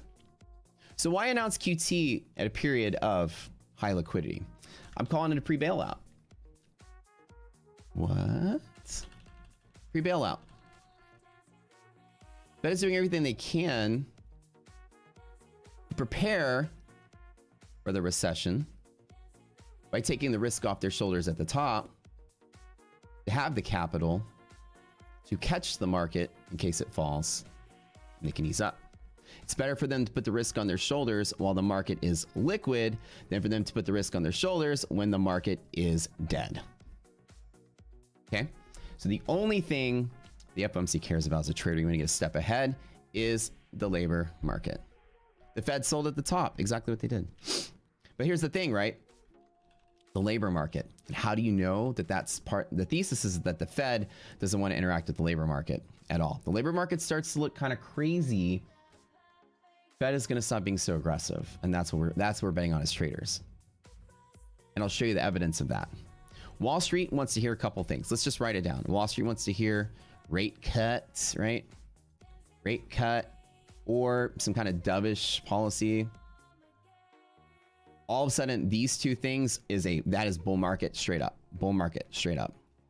Maybe this will be a squeeze, but rate cut is straight up bull market. Right now, we're in a period of rate hikes, okay? So the first step is that you want to see the rate hikes, right, are not going to be 25, 50, 75, 1 full basis point. You want to see it taper off at 1 or 0.75 or even lower to 0.5. You want to see that the Fed is less aggressive on rate hikes.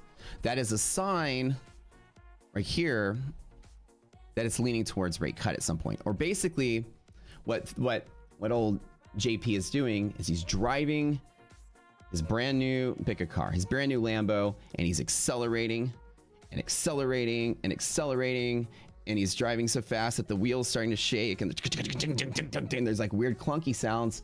Then he's gonna not drive so fast. So the idea is that the market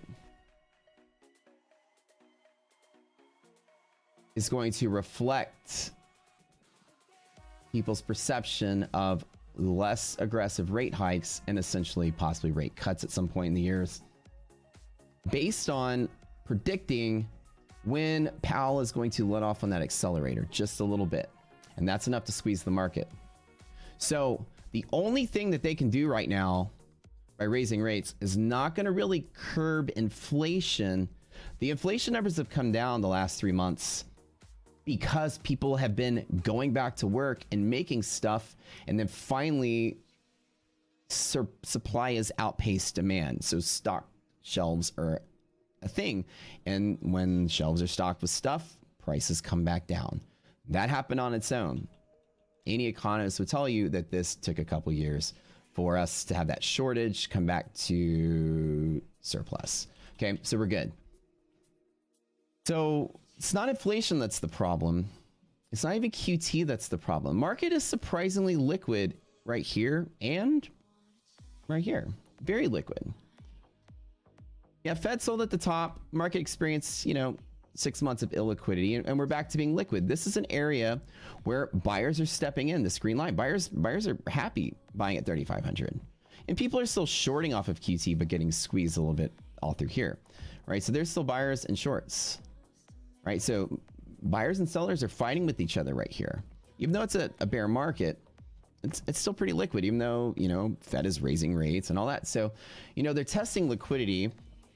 When the market becomes illiquid enough, especially when the market makers are holding the bag, market could crash and cause stagflation. So what I think the Fed is going to use as a metric to decide when to, taper off on the rate hikes is the one thing Powell says, I don't know, 100 times every time he talks, and it'll probably be a big talking point today, is the jobs numbers, and that's it. So if we come through here, right? Look, yeah. PPI, right? PPI, 1, 2, 3 different ticks since August. The rate was actually, the prices came down. It came down less, and now they're increasing again. Inflation is cycling back in. Well, inflation is just cycling.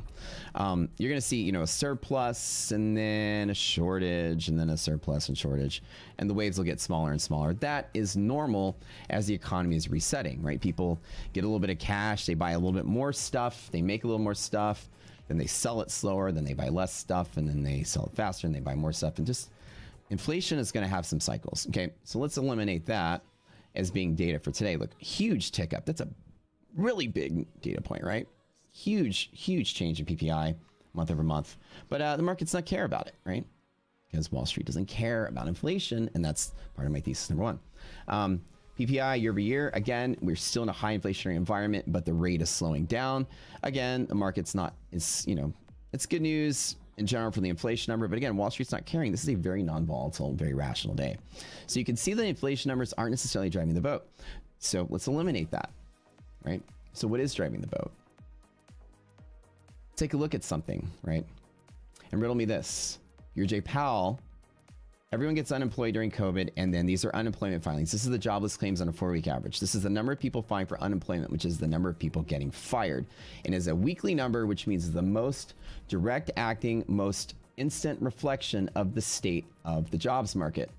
As when you get fired from your seasonal job in the holidays, which is exactly what this is, right? People work in the holidays, temp work, or maybe even holiday work, and then boom, right through the middle of January, unemployment goes up. Okay, that's seasonal.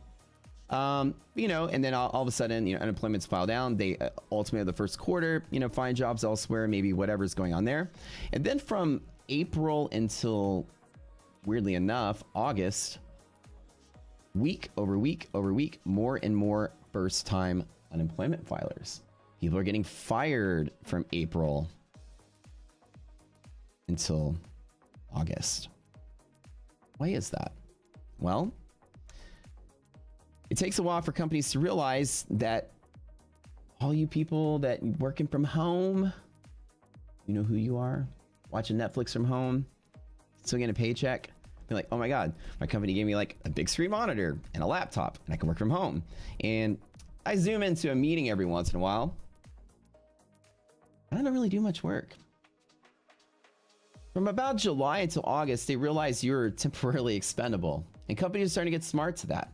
They're starting to become more efficient in this area and letting people off, right? Letting people off. No offense to you if you got laid off, but if you're in the like non-producing portion of, you know, your company's labor efficiency metric is low because you have a job that is maybe seasonal, or you have a job that someone else is doing during COVID because you're furloughed or whatever, companies are just kind of trimming all through here. It took a little bit for them to realize that they're trimming. They're getting pressure from their shareholders to do something, so they're trimming. Okay, so companies are starting to trim a little bit. And what's neat is that, as you can see, and I'm not saying that's neat, people losing their jobs, it's a horrible situation. But from, you know, April until August, week over week over week, more people are filing for unemployment. That is horrible, right, for the stock market. Or is it? Because from July until August, we did nothing but rally. This is what I'm telling you. Wall Street is betting on hawkishness dissipating or dovishness returning as the labor market starts to look challenged. There's your shaky. Number one, there's your shaky car. Number two is when companies lay people off, they become more efficient. They have more free cash flow. Somebody's narrating that as I'm saying it. Correct. Yeah, you actually got there right before I said it. Cash flow. So companies not only have a better bottom line, they're letting people go, and it's letting inefficient labor go. How do you know it's inefficient labor? They're not letting go people that are hurting the ability to make something. It's because the PPI is coming down and CPI is coming down. Inflation's coming down. What means is that people that have jobs and they're making stuff are making plenty. They're making more than what demand is expecting. When supply exceeds demand, prices come down. This is economics 101. And as long as prices are going down, it means you're exceeding your quota. So you can afford to lay people off until this number goes up, right? So if prices start going up again, you're gonna need to bring people in to satisfy the supply needs.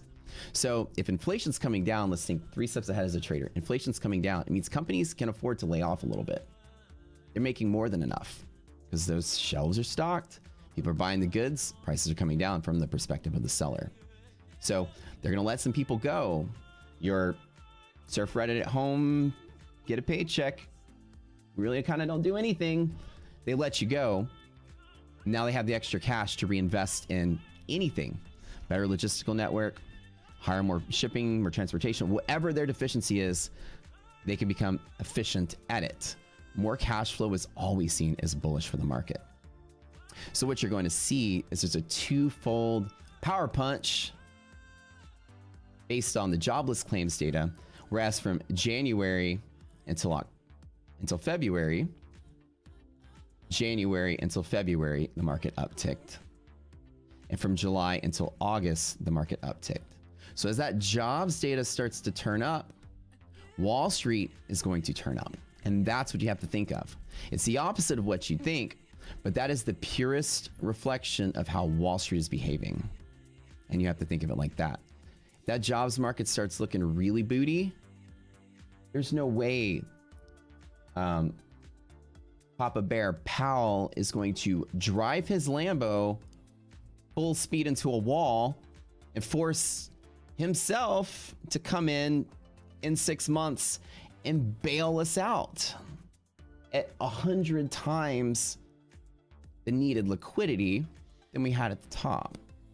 So the Fed is going to like depressurize the market and then probably lay off a little bit if the jobs market starts to show the signs, and then probably pressurize again. They're going to do a little bit at a time and not be aggressive. They're kind of like walking between two really fine lines of stagflation and risk. Okay, the Fed has to buy, they hold risk. Buying at the top is risky, but bailing out at the bottom, that is so many more times riskier. Okay. They're going to be in a very bad spot, working triple, quadruple overtime, mass unemployment. Companies can't recover. Some of your big name companies going bankrupt. I mean, a lot of bad things happen in stagflation. Then everybody looks to the Fed for the answer. Powell's not going to drive himself into a stupid trade to avoid a less stupid trade, which is being long at the top. QT needs to happen, and they introduced that at the period when the market was extremely liquid. When COVID happened, I'm sure right when COVID happened, Powell's brilliant. He got with his guys and said, okay, look, when COVID doesn't happen again, we short squeeze the people. Market will be liquid enough to be able to handle a little bit of QT. And boy, that announcement right there, I want to tell you, that's just genius to time it to be right here. We need an event like COVID for QT to be initiated. Had we not had COVID, market would have been in a bubble with people just longing at the top and then dumping the market, and we would actually have crashed off QT 100%. So we needed that short squeeze with the long selling off of QT, that tail end of COVID, to crisscross to make the market survive QT. It's brilliant. Powell's brilliant. He knows what he's doing.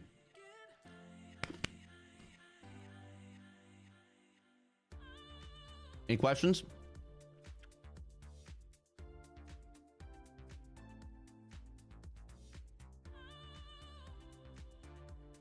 Job Sims come out tomorrow.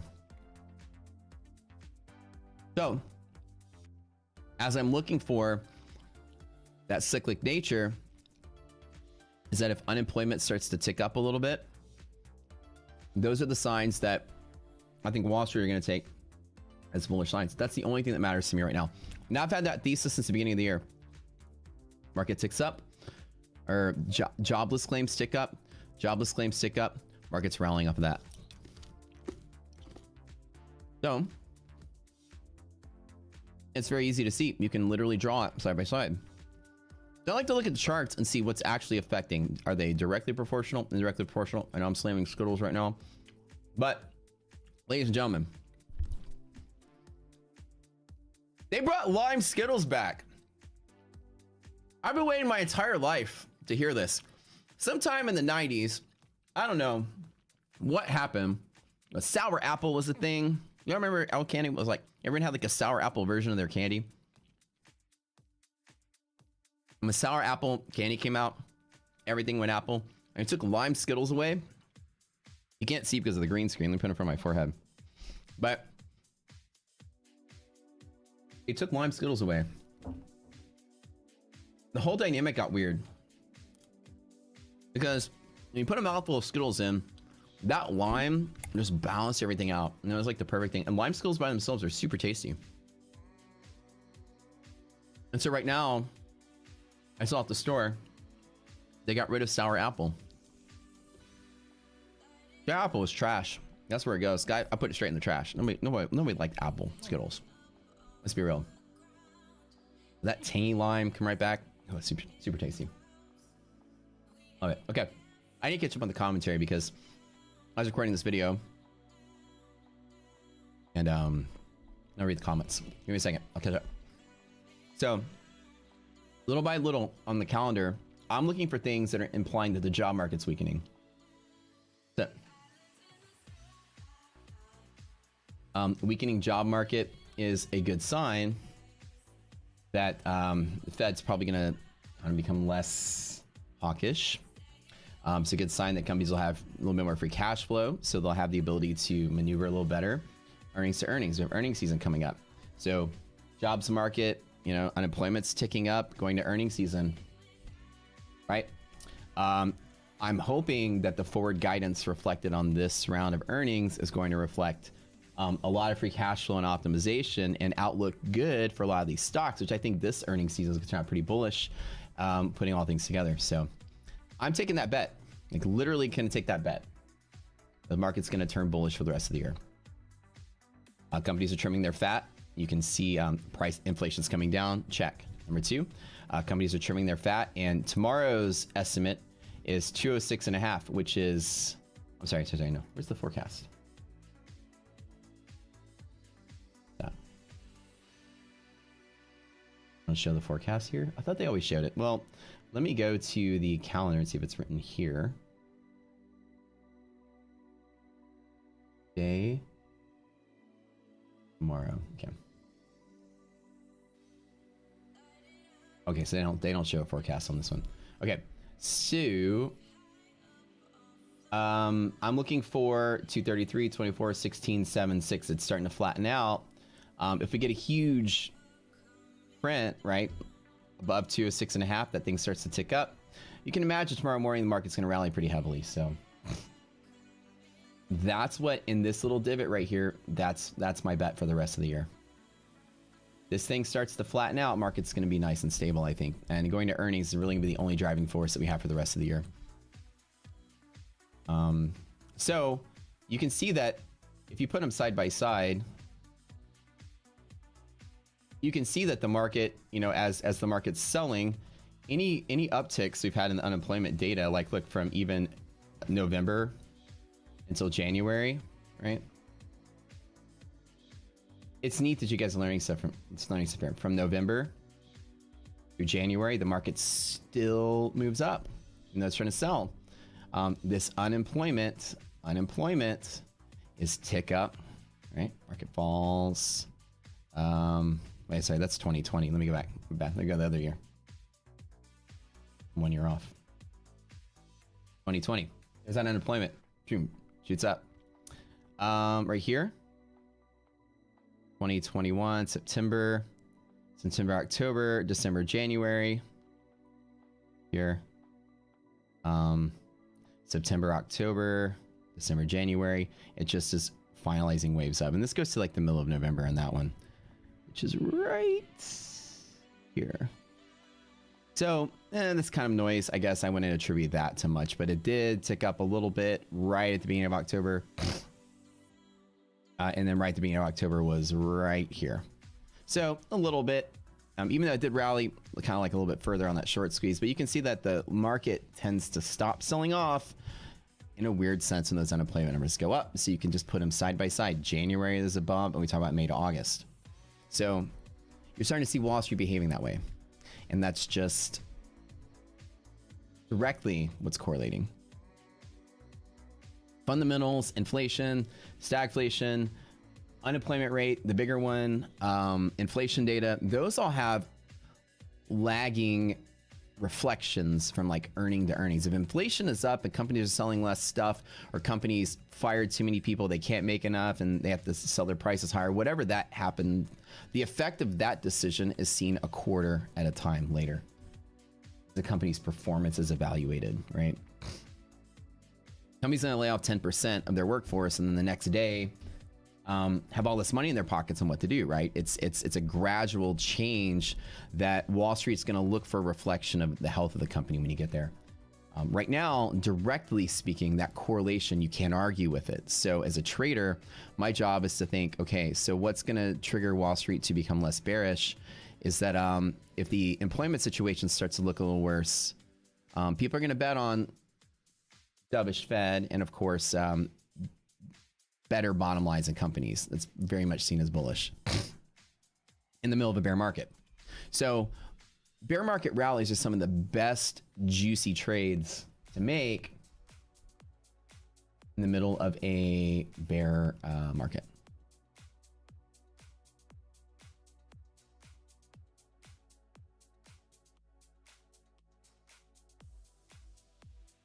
Any questions?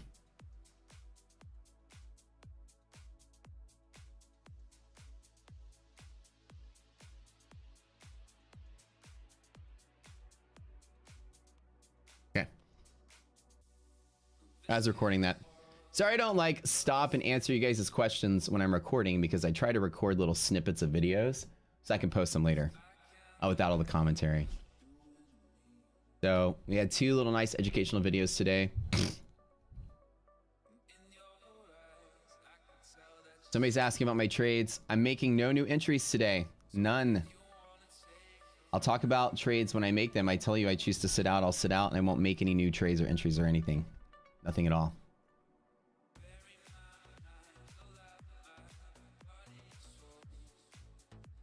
Sometimes these people are like antsy when they don't understand that sitting out is an art form. Sitting out is a smart thing to do. You just choose to sit out sometimes. Kind of more Skittles though.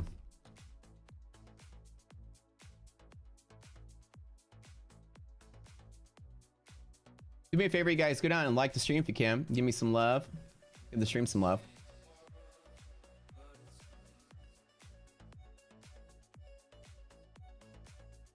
Look how these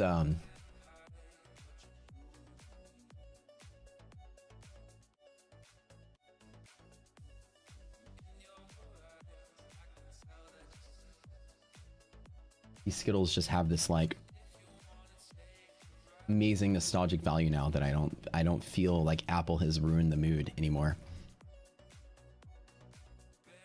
Nothing. Investing and trading in absolutely nothing right now. If I were to choose. That's the thing, right? People just get a little antsy. They don't understand themselves how to sit out or how to wait or how to be patient. They get a little antsy if you're not showing them you're not holding their hand and telling what to do every 5 seconds. What are we doing right now? Nothing. If I were gonna add like add any like changes to my thesis or add anything to the mix, I would definitely show you guys or tell you guys for sure.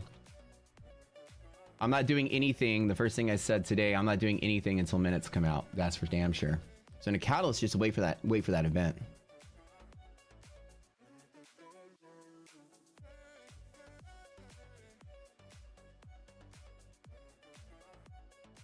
Strausson's high volatility. That is something that is a strategy to play if volatility is high. The idea is in my opinion right now, volatility is going to stay high until we get through earnings season. I think it's gonna be hard to see volatility decay without some kind of like behaving catalyst. Now, if minutes come out and minutes shock Wall Street or shock us into a squeeze, that'll be a different story.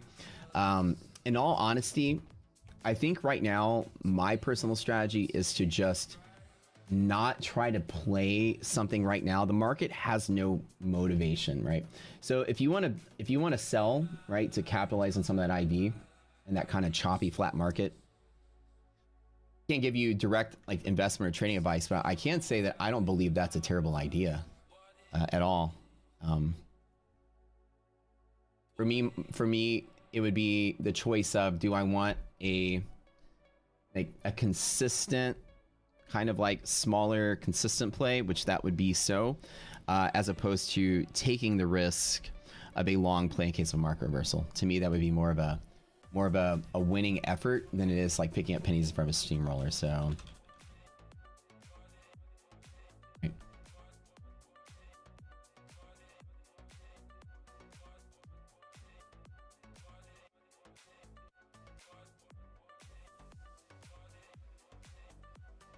something really quick.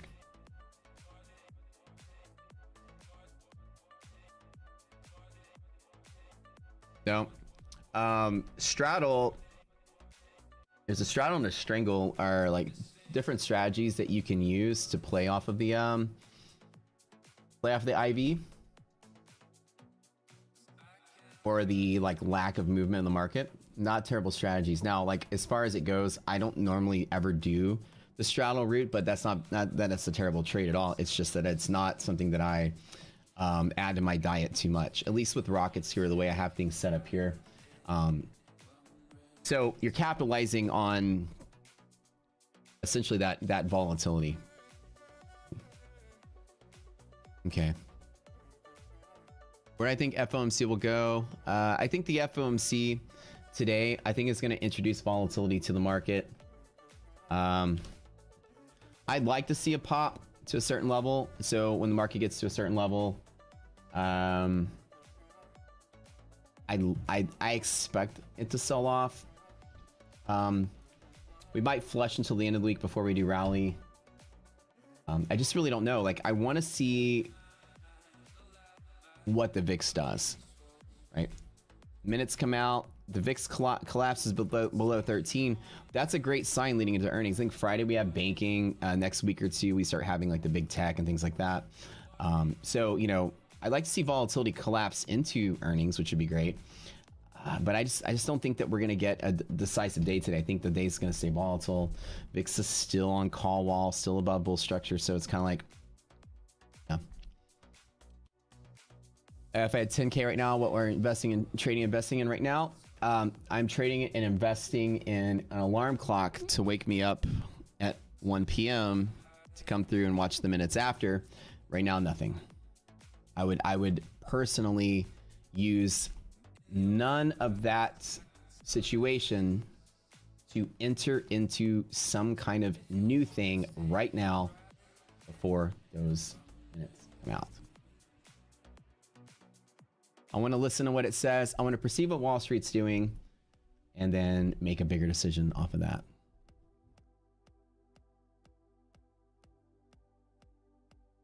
Would I play a straddle with CPI next day? I have a plan like this for today of PPI and low movement today. Most likely we'll drop the idea. There has not been that long volatility move, right? Well, again, straddles are very good when you have VIX hedging higher, right?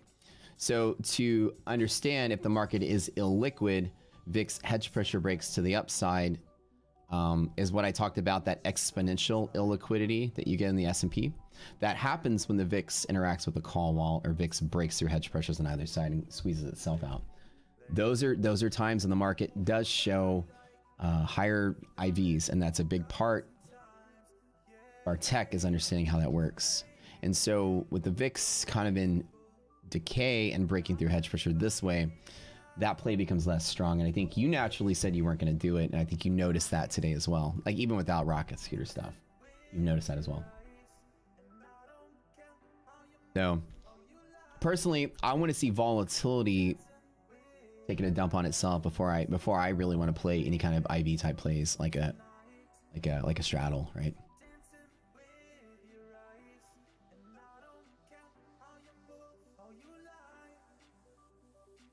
So you saw high IV, the high IV side of the trade. I mean, you can always long the straddle too, but again, it's like, do you want to tie up your buying power on a long straddle side? The short straddle side is typically the play a lot of traders do make to capitalize on that, on the volatility portion, right?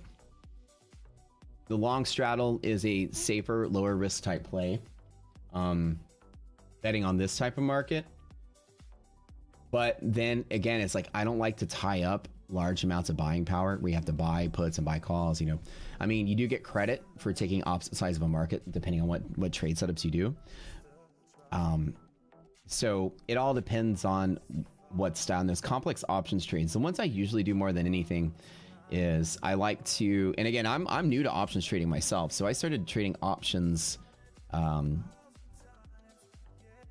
can't remember when. It's been about a year or less. I've been trading options. I've always traded stocks, futures, everything else, but options I'm pretty new to. I'd say maybe about, actually in May 2020, I started dabbling in options themselves.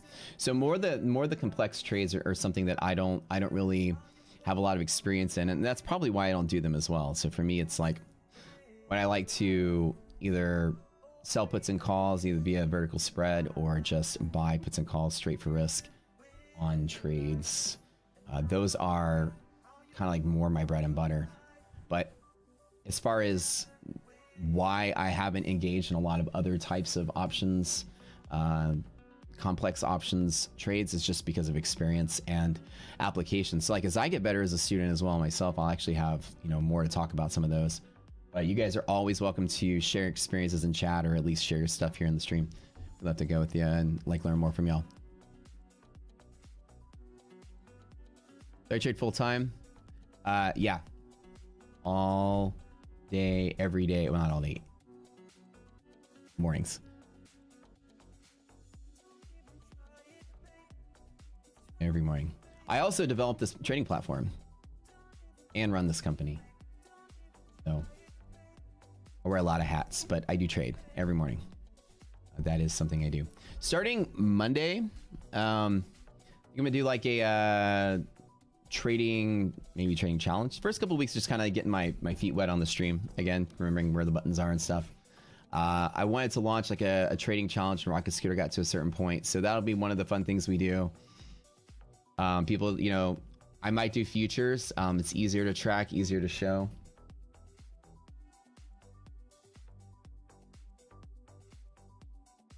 You guys want to experiment more with options, use them, optionstrat.com to visualize your setups. Oh, cool.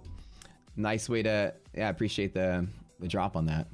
Make sure you guys go get your free trial at rocketscooter.com and get the platform yourself, and we can kind of play with that, and you can ask me questions today. So let's go ahead and pull up the LMC again. Let's look for some setups that are, let's look for all of them actually. That are, let me eliminate the ones that are, let me see the playbook really quick. That'll be the real fun. Appreciate you guys checking everything out, checking us out, coming in and giving Rocket Scooter your big loving embrace. We put our heart and soul into this thing. We've been developing it for 3 years. We have things coming through the pipeline. You have no idea. There is nothing like what we have, so we are going to be shaking the ground, cracking some eggs, right, for trading platforms.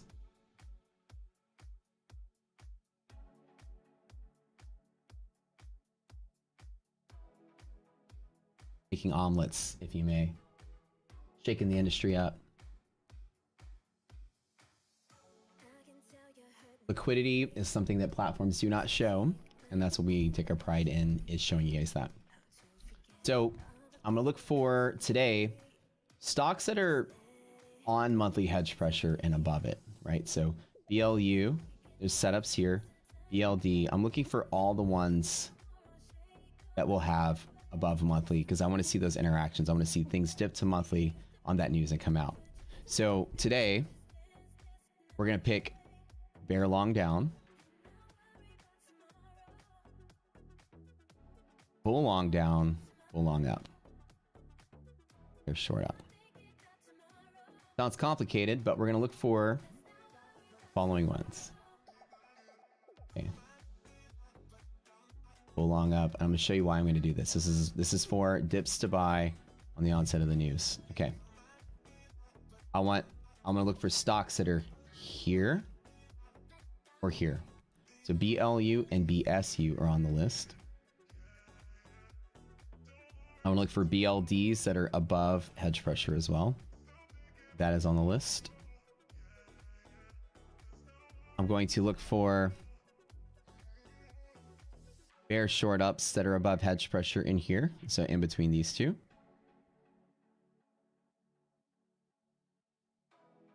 I'm going to look for bear long ups that are above monthly hedge pressure as well. A little redundant. And I'm just going to pick your long ups for mean reversion. I'm going to pick all of these right here. I'm going to leave off the list BSD, which is short signal. BRLD, which is short signal. And BRSD, which is short signal. Okay. The three nasties on the downside I'm going to leave out. And we're going to filter just by all of those, number one. And I'm going to also go to strategy. I'm going to add stocks that are above their monthly hedge pressure as well. And then I'm going to sort by which ones are right on the edge, like Pepsi, right? So as we progress throughout the rest of the day, I want to see stocks that are in that kind of breakout range going higher. So Pepsi, I would have an alarm set at monthly hedge pressure. You know, pick any one of these that we pick on here. Hedge pressure. And so when those minutes come out, I'm gonna be armed and ready to find stocks that are above MHP. I'll be watching that distance. The closer it is to zero, the closer it is on the line. And I'll be looking for some really nice blue chips that are in like a bull squeeze type setup. And I'm gonna look for those ones that are gonna break higher, like bear short ups at monthly hedge is the ones that are squeezing gamma positive. And those are the ones I wanna look at after the minutes go. If I had to start over, one of the first things I would do to work towards trading full time is I would never, ever, ever pick up a book on technical analysis and try to learn how to read patterns in the stock market. Candle patterns, chart patterns, shape patterns, price patterns, color patterns is the stupidest thing you can do as a trader. Anybody that sells you that nonsense that the stock market can be predictable is full of crap. And you will spend years and years and years and years and years of your life learning that the hard way. I would never put a trend line on a chart. I would never put an octopus shaped elephant face, shark fin, bear hat, monkey tail pattern. I don't care. People come with the weirdest stuff. The vomiting camel and whatever, right? I would learn the general relationships of fundamentals, but also learn how to draw conclusions like we did today. Practice, right? Drawing conclusions in that everyone's talking about inflation. Everybody's talking about quantitative tightening. Everybody's talking about rate hikes. But we piece together a very easily seen relationship between unemployment ticks and the market going up, and then we rationalize it. I don't have a degree in economics. I'm a chemical engineer. Now, granted, I did graduate cum laude, so I'm not that stupid, but I'm not stupid enough to be magna cum laude. I'm not smart enough to be like super smart, but definitely like not an idiot. So how do I make these relationships as a trader, right? It's mostly just common sense, and as trading goes, it's finding relationships between what's happening and why it's happening. It's not super hard, but it's like, okay, I see these two things correlating. What conclusion can I draw from that? And it comes down to just your ability to just kind of like weed out the noise. So number one is like, don't try to get so heavy into technical analysis right out the door, because you're going to start trying to look for chart patterns. You're going to understand nothing about the market. You're not going to understand anything about liquidity, volatility, nothing, right? What's really silly, and I'm going to tell you that's super silly, and I see a bunch of these like gurus do the same stuff. And again, I know I harp on TA a lot, but no offense if you like it. If two moving averages have crossed over right there, and I don't know, your MACD or whatever you call it starts to show that. If volatility is like 50 here and volatility is 10 here, they're not going to have the same behavior at that cross point. That's one of the things. Number two, if the catalyst happens, these indicators know how to turn themselves off and say, you know, don't use me today. Just assumes there's always a pattern. And I'm going to tell you from trading, there's never a pattern. That's the one thing you will learn. There's never a pattern. So what works as a trader is learning how to do risk management. And little by little, it's picking one style of trading that you're good at and getting really good at it. And if I had to start over, I would not pick up a TA book until 5 or 10 years into trading. Or I could try to add some complexity to what I know with some kind of patterns. But again, I'd have to have that raw fundamental understanding that there is no pattern and there's severe limitations to it. I use none of it, right? I don't use any of that stuff anymore. But people will waste their time trying to piece together indicators that'll give them a solution instead of just that general raw understanding of why markets move. And that's how I would start over, right?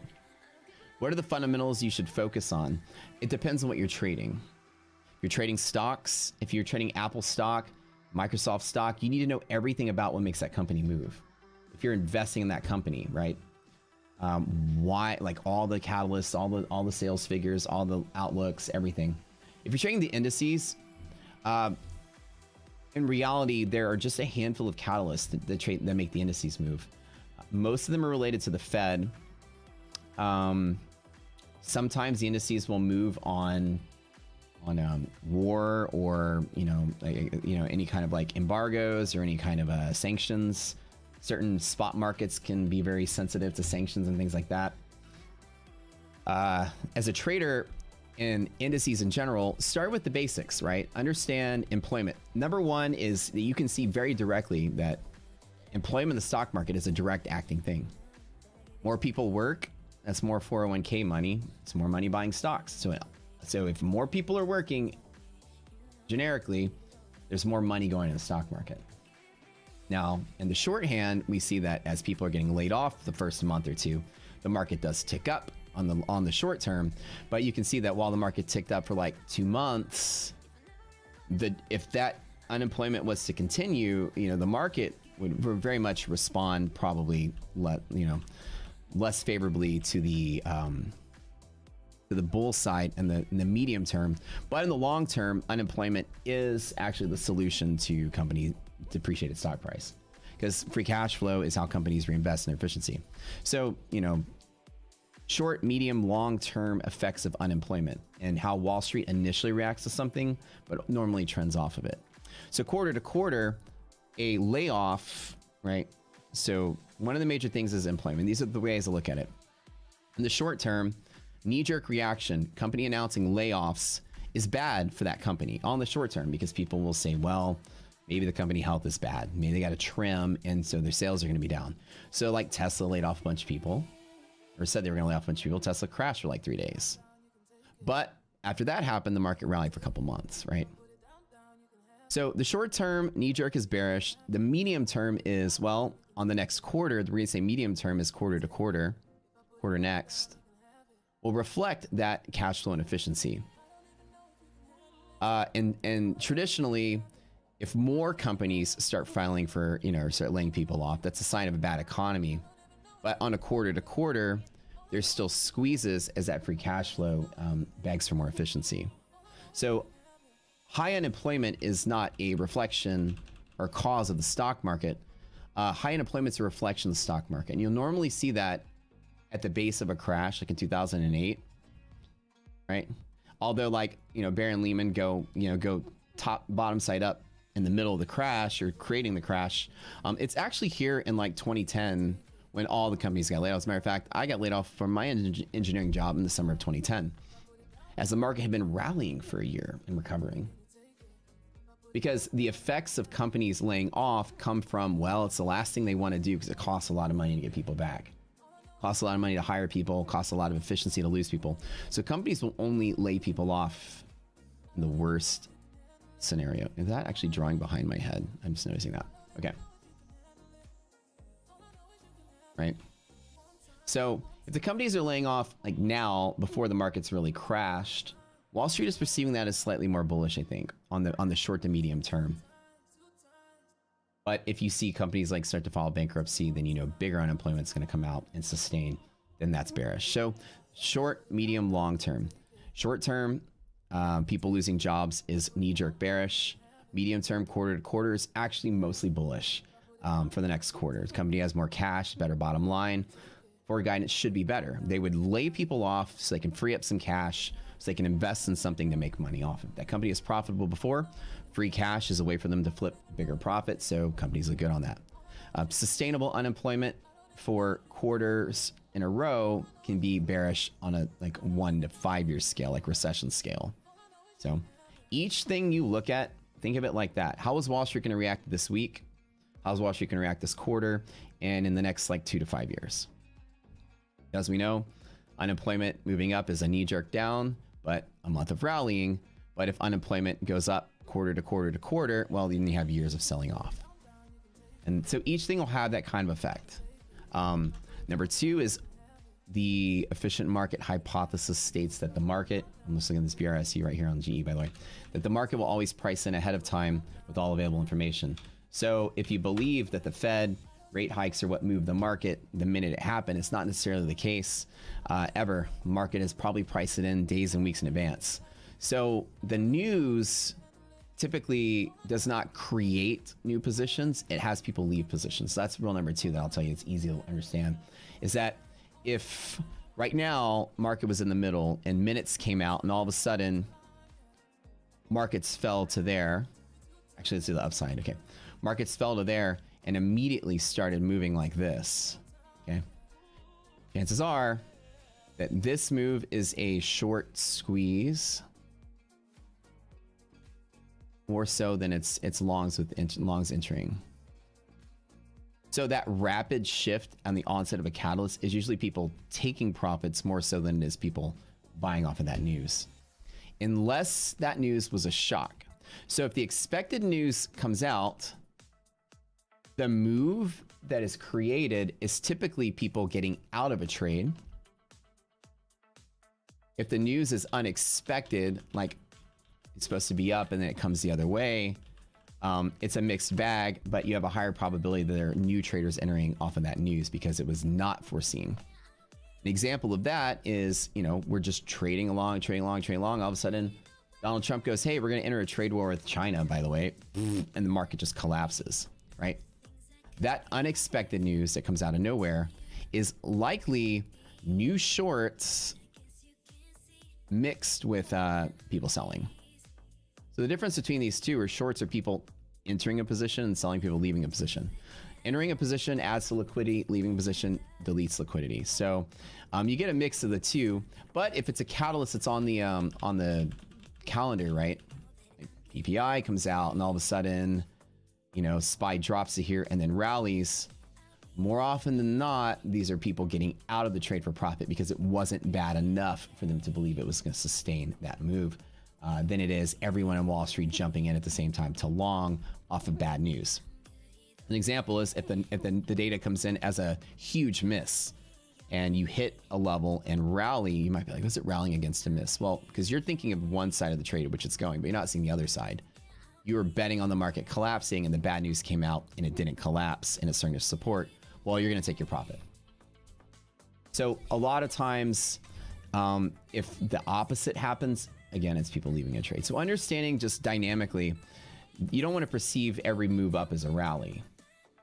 If a move up happens on a missed data point, it's likely people getting out of a trade on both directions. So the summary of that kind of whole thing is, if you'll learn something, is that the news does not reflect, like, good news doesn't mean up, bad news doesn't mean down. It can go either direction, you know, and ideally, if the expected thing happens, it's probably already priced in. So market crashes on bad data point, market rallies on good data point. Don't subscribe to the idea that Wall Street doesn't, you know, have inside information or know that news before you do or whatever, that isn't already kind of priced in most of the time. Another thing. So again, don't get so heavily involved in technicals. Start simple and pick one side of the trade to get good at. So those are my 3 pieces of advice. Number 4 is fundamentals. Really understand what drives markets in a today, this week sense, a this quarter sense, and a 5-year kind of sense. And ignore the idea that the market follows any kind of pattern. Those are good tricks. And in all honesty, I would trade for 3 years before I ever tried to short anything.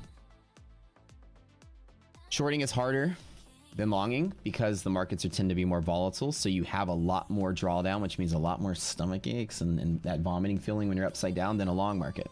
So the best kind of markets to trade are bull markets. So I would get used to longing and then sitting out. Then longing and then sitting out, as opposed to longing, shorting, longing, shorting.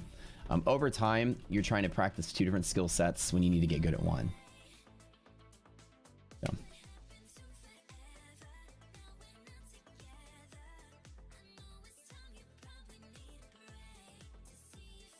Yeah, if you guys know any good YouTubers on fundamentals and things like that, I'm totally all ears. Anybody ever tell you I look like Robert Downey Jr.? I get that sometimes. We actually had a contest back in the old stream where I put together a bunch of celebrities, like faces next to mine, and we played this game of, like, let's see if I still have that, like, who Matt looks like. And there was a funny outcome to that because I think in general, the idea that Matt looks generically like any white guy, brown hair with a beard, I think I look like all of them together. Like, everyone I put up next to me, everyone's like, oh yeah, you kind of do look like him. So I think I just have like a generic European, French, dark beard look. Well, let me see if I can find those pictures. These actually were pretty funny. Let's see if I have them.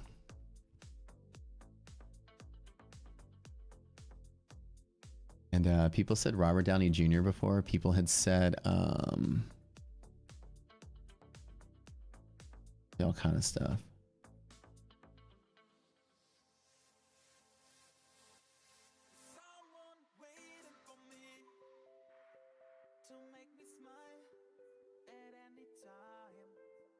Somewhere in there.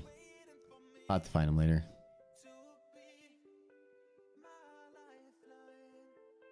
Archive.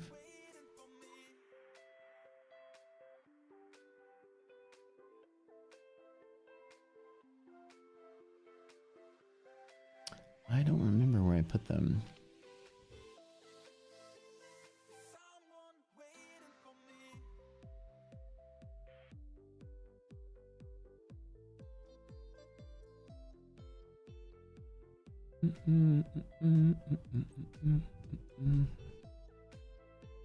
Oh, anyways, it was funny.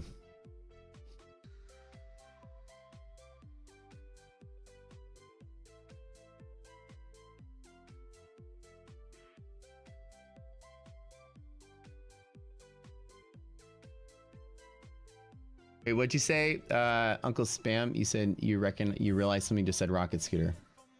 What just said rocket scooter? Oh, Pratish says, yesterday SPY MHP 360, today MHP 362.5. Are institutions expecting good news? That tends to be the balance of where essentially all positions are, right? Bullish or bearish in the market, where market makers are on the other side. With monthly hedge pressure moving further away from yesterday's 360, it depends on if we're below it or above it. So if yesterday was 360, for instance, right? 360 and we're below it, the market is bearish at 360 and bullish above 362. If you're below it and it goes higher, well, that's how does that weight keep changing so big? So if it's 360 and we're below it, then it's bullish sooner than 362.5. So what it usually implies is more volatility. So ideally, you want hedge pressure to be as close to price as possible. That's the whole thing. So if hedge pressure is here, then it becomes bullish much faster. So hedge pressure moving up or down, like on the monthly scale, not necessarily means bullish or bearish, just relative to the price. So if price is in one place one day and in the same place the next day, and hedge pressure moves lower, then that's seen as more bullish, because it takes less to make it bullish, right? But if price is down here and it's 40 points to hedge, and down here it's 40 points to hedge, even though hedge has moved lower, that's seen as relatively neutral and still bearish, right? A neutral change. Not neutral is like neutral sentiment, but it's not seen as bullish for sure, nor bearish. So it's usually the distance you are from hedge pressure, which I determine has become more or less bullish or not.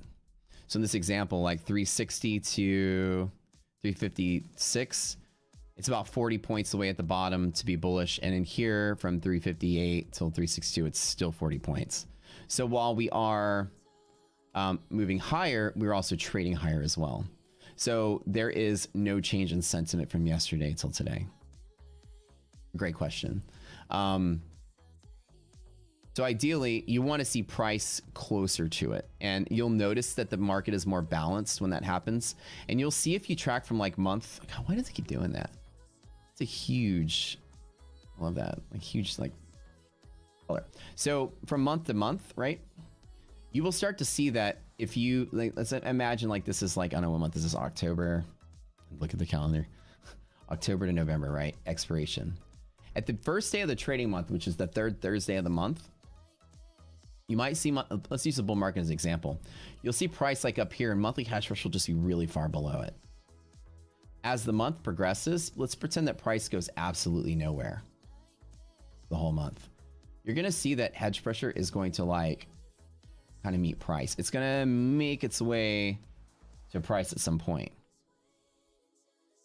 Here, the distance is further away, so the risk is higher. The possible volatility is higher. But as price stays the same, hedge pressure will move up towards here. You will see the volatility indicate at that point.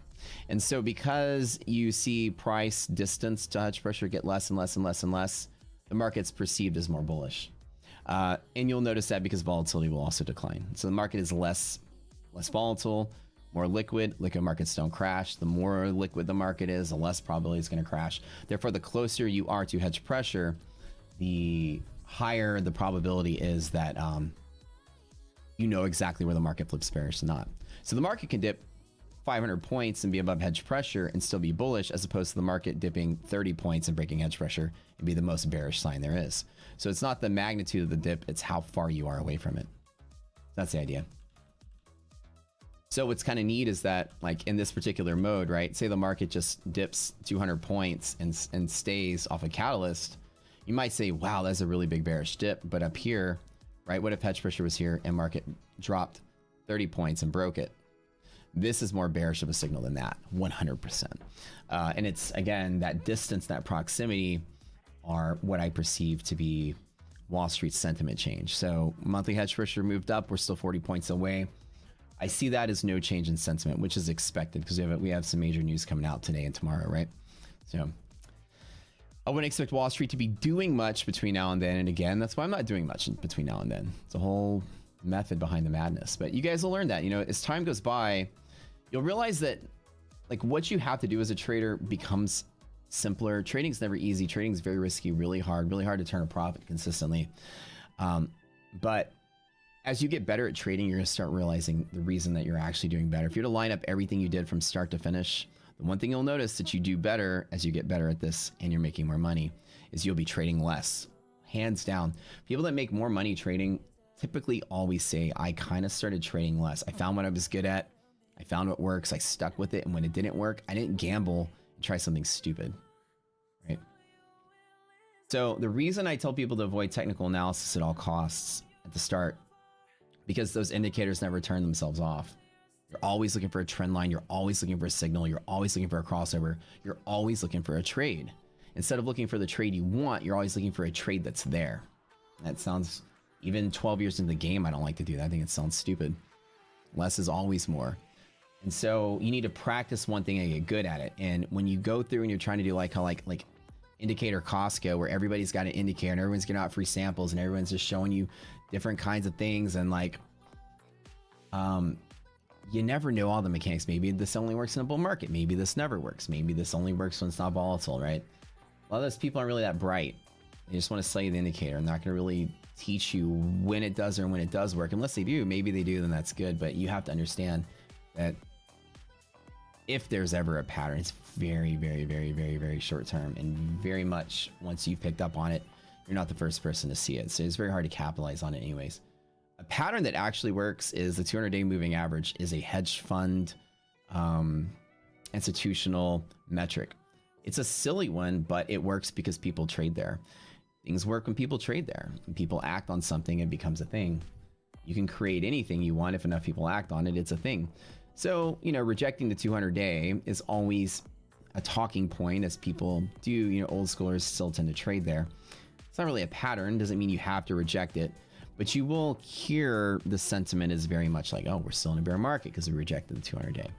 So things like that. I mean, you pick up a couple of those that are still around, but as markets become more sophisticated, data becomes more available, people tend to, like, you know, Citadel's not out there with like a major network hub for trading order flow, and it's passing through fucking Fibonacci before they start directing those orders to where they need to go. You know, out there trying to have somebody's multicolored MACD before they start sending those orders to the brokers, right? To the clearing firms. Institutional traders don't use technicals at all, like 0% these days. It's all risk-based algorithms, all computers doing all decisions, looking at order flow, looking at risk, looking at positions, just like we do. This is the modern way to trade. The old style, markets were less liquid. There were no computers. You saw a trend line in a newspaper where you get your stock chart, like in like the 60s. Yeah, maybe people would trade off of those things on a longer term basis, but on the shorter terms, understanding the market has no patterns and just understanding is the news bad enough to move it? Yes or no? And the rules I have for rational markets. So again, like I tend to lean people towards our stuff when you get started, because our stuff focuses on what not to do more than it is like what to do. And I think as a trader, right out the door, the first thing you do is learn how less is more and have some metrics to say when less is more. 5 irrational rules, that's the way to go. For me, I can sit out anytime any of those things are flagging, and it's not a win, it's not a loss, and that's not a bad idea to have 5 rules that say, for me, sit out today, don't do anything. Teaching myself less is more out the door is the best way to go. Do I think supply and resistance zones work or don't work, or does that qualify? They do work if you know how to find where supply and resistance zones are. So saying like how they're determined is very important. What's determining that area, right? What are you using to determine that? An example is liquidity map is giving you supply and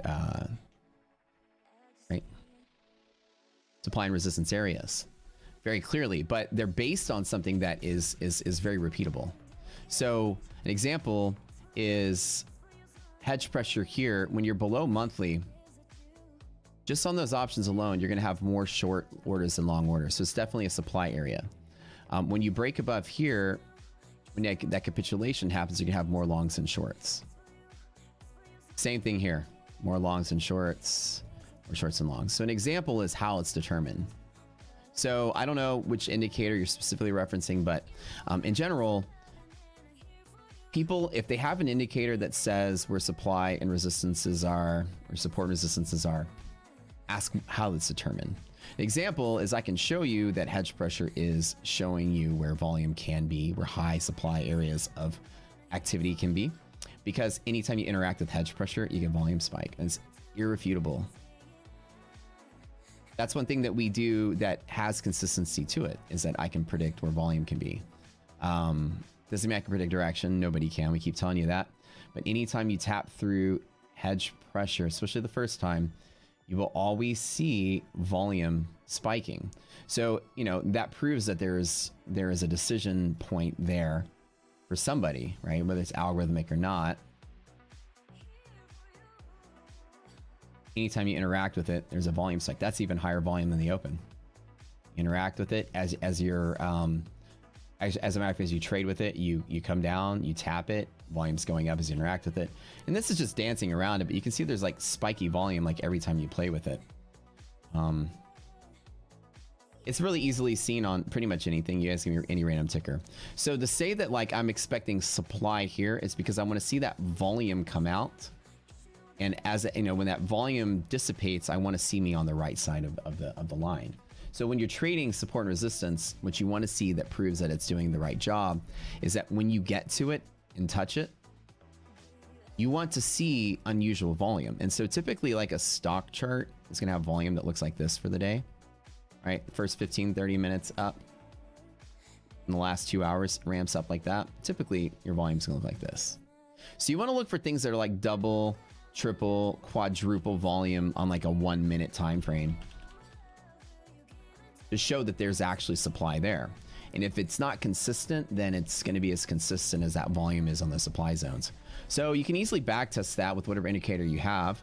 Go back in time and just count every time you tapped whatever supply zone you had. If you didn't see volume come from that, put a 0. If you saw volume come from that, put a 1. Count the 0s and 1s, and that's the probability your indicator works. And it's very easy to do that as a backtest. So how it's determined is key. And so determining where supply and resistance, support and resistance can be, is kind of like an art form. And so we have a unique way to do it on our end. But technical analysis, like styles, like floor pivots and things like that, may or may not be like a glorified coin flip. So you have to do that determination. Just count to see if you have volume come. Look, as we're moving towards hedge pressure again, look, we're right on the edge. Look at that volume that comes out of nowhere. Anytime you're near here, just volume comes out of the woodwork. And there's proof that we're doing what we say we're doing. The minute you're getting like right to it, boom, volume spikes up, like massive volume. There is your supply, your support there, and your resistance there, right? So do that same analysis with whatever technique you have. So typically, if you want to see actionability that's not random, you want to see volume that spikes out of the traditional pattern. Now, again, market is going to trade like this. Then right at the last like 2 hours of the day, which is another trick. The last 2 hours of the day is when the market starts to ramp up in volume. You kind of want to look at like the average volume, I would say. I like to zoom in as far as I can, 1 minute candle, and just kind of like draw a generic line of where like that volume is aggregating, right? And so any of those really large excursions that you see, you just want to make sure that they're meaningful and they're like, where, you know, where's that coming from? Well, push off a hedge pressure, right? Breakthrough, come to hedge pressure again, bounce off it. Like the dancing around hedge pressure, volume, right? Volume.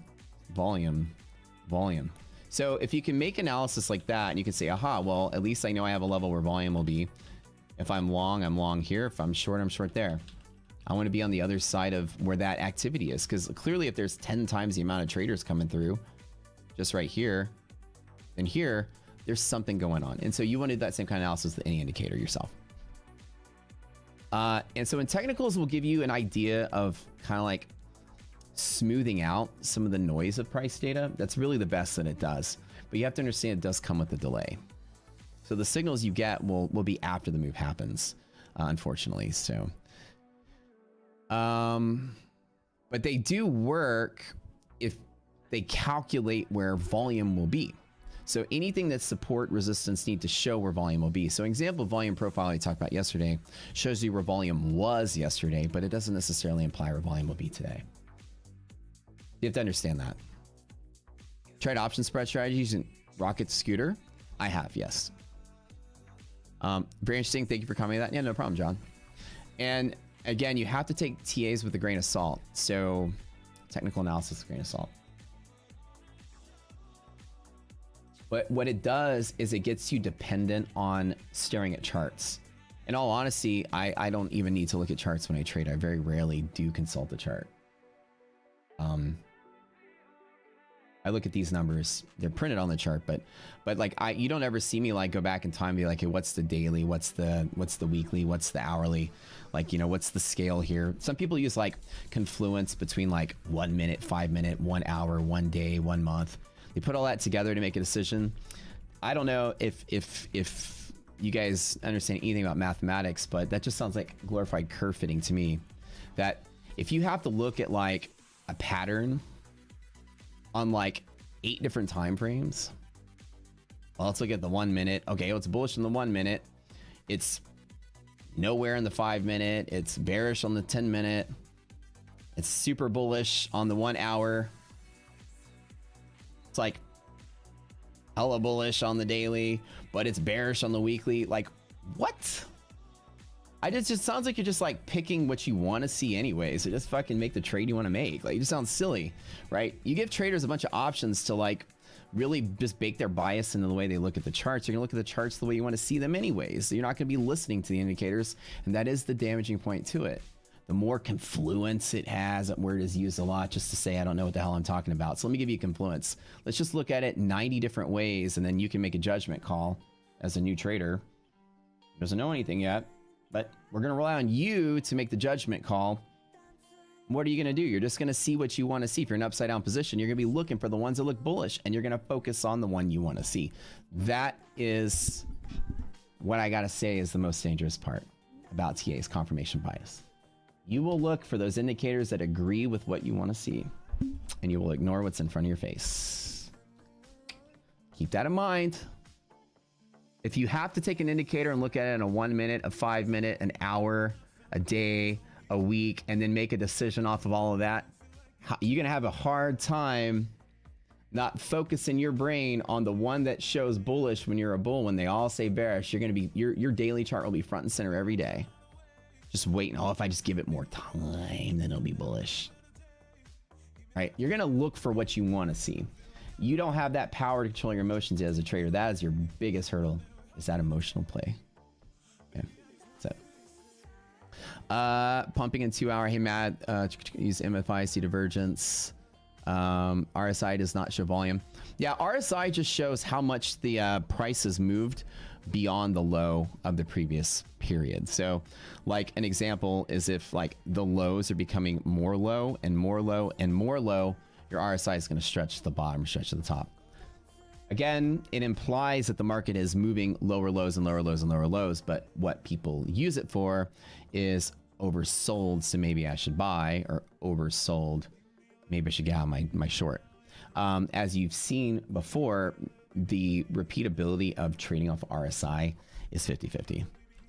Sell-off days will just be like lows, like the RSI will hit like 20 and 10 and 5 and 0 and like literally stay there. Markets are selling because people are selling, and people can continue to sell. So finding patterns is difficult to trade with. What makes people successful at trading is by not losing the money they have, which is avoiding things that you determine what makes sense and what doesn't make sense, and you know how to trade each environment.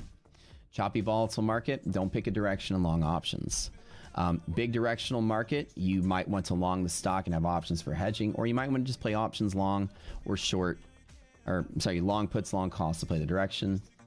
Non-directional moves, maybe sit out. Maybe if you're good at selling, don't buy. If you're good at buying, don't sell. Find what you're good at, stick with it. And those are my only tips for the day.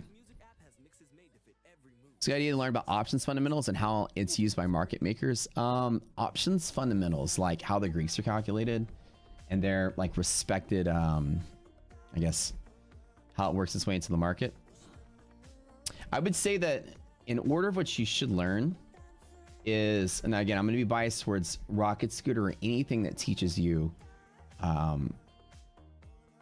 where to judge in general out the door. It's like a yes or a no. Do I trade today? Do I do anything today? Or do I sit out? So you need to start by looking for anything that teaches you risk management. If I choose to sit out, that's risk management. Like the market doesn't, I'm not looking for patterns. Like if you don't have an ability to say today's a day to sit out and every day you're waking up trying to trade, you're not using any risk management at all. A stop loss is not risk management. That's silly. A stop loss is position management, sure. A risk management is managing risk in general. Like, do I put money, do I take a bet or do I fold immediately? That's risk management in a bulk sense. So start with anything that gives you rules on when not to trade. Like search for anything that you can find on that. If something tells you to sit out, that's an extra day in the game. That's an extra rationale that you understand and control point your emotions. If you can choose to sit out and not feel that itch, you got to come here and gamble every minute of the day. You're going to become a better trader little by little as you have control over your decisions and not let the markets crossover bullshit convince you to make a trade every day, believing there's a pattern to this stuff and there's not. So anything that starts you off with, maybe you should sit out today, right? As a good place to start. And I'm sure there's tons of stuff out there. We have 5 irrationality rules. And so I hit those really hard. There's a video here. Gives you going to review them. Like I said, anything you guys find out there, again, I'm always a student of the market and I'm always willing to listen to other people's takes on how they choose to sit out. That to me is the most important thing. Choosing to sit out. So start there. Then when you learn bulk risk management, start using shorter term risk management, position management tricks. There's the video that I put in there. I just linked it. Those are my rules for sitting out. So the next thing is position management. Where do you put stop losses? Where do you leave a trade that you're already, okay, you made the decision to trade. Then like, where do you get out of your trade if it's going against you? Swing trade, day trade, doesn't matter. Time frame, what's your stop loss? Your position management comes after risk management. Risk management, okay, I'm taking risk. I'm going to get into a trade. Position management, well, how do I manage it? Notice how none of these things told me the mechanism I used to enter a trade, whether it was an indicator, resistance zone, support zone, moving averages, whatever. I'm not at all trying to determine what made me, or what my signal was yet. The first thing I'm saying is, let me determine what my signals aren't, or my signals to sit out are, number one. Number two is if I decide to play, before I put anything on the table, where am I exiting my trade? I'm gonna exit my longs on a hedge pressure break. I'm gonna exit my shorts on a monthly trade, monthly hedge pressure break. Okay. Boom. Okay, I know where my range is. I don't want to be long here. I don't want to be long. Don't want a long. Don't want a short. Okay. So is there action here? Now I'm still looking at my signals. What are you going to use? Is the market rational or irrational? No, nice and rational. Okay, good. What signal do I want to use to make a trade? So then now you start looking for things that give you hints that the market's going to move. And this is where you want to dive into anything. And it could be technicals, but like I said, you need to really get into risk management, position management for years. Get good at one side of the market, and then start exploring ways to find entry signals for yourself, whatever they may be. Typically, you can throw darts in the dark at a dartboard as long as you know where your risk is and that the risk and reward is greater than 1, and you are meticulous about making sure that you get out of your trade when you get out and holding your trade when you want to hold. And as long as you know where your exit is versus where your stop is, and every single time you're trading with control. So you need to focus on trading with control, where to find where exits are and entries are and stops and all that. That comes with what you learn from people that teach. And so we have a strategy here we teach. I trade off a liquidity map only. But you can learn any kind of technical system. And then it's not garbage if you have risk management, but it's garbage because the people that teach it don't have any. And they teach you to trade every day. And that stuff just gets you into a really, really, really, really bad pattern of over trading, and eventually you will burn out. So if I want the market to go there, then I know where my stop is. I know how much I want to make versus how much I want to risk every time. And then I'll make the trade. So getting used to like trading that way, I think, is more proper as far as education goes. So knowing when to sit out, not sit out. Okay, then when I'm going to trade, know where I'm going to get out first on both sides of the trade. Then understand the fundamentals of what's making that market move today, and then looking for my entry signal and what I want to see everything line up. Now go in.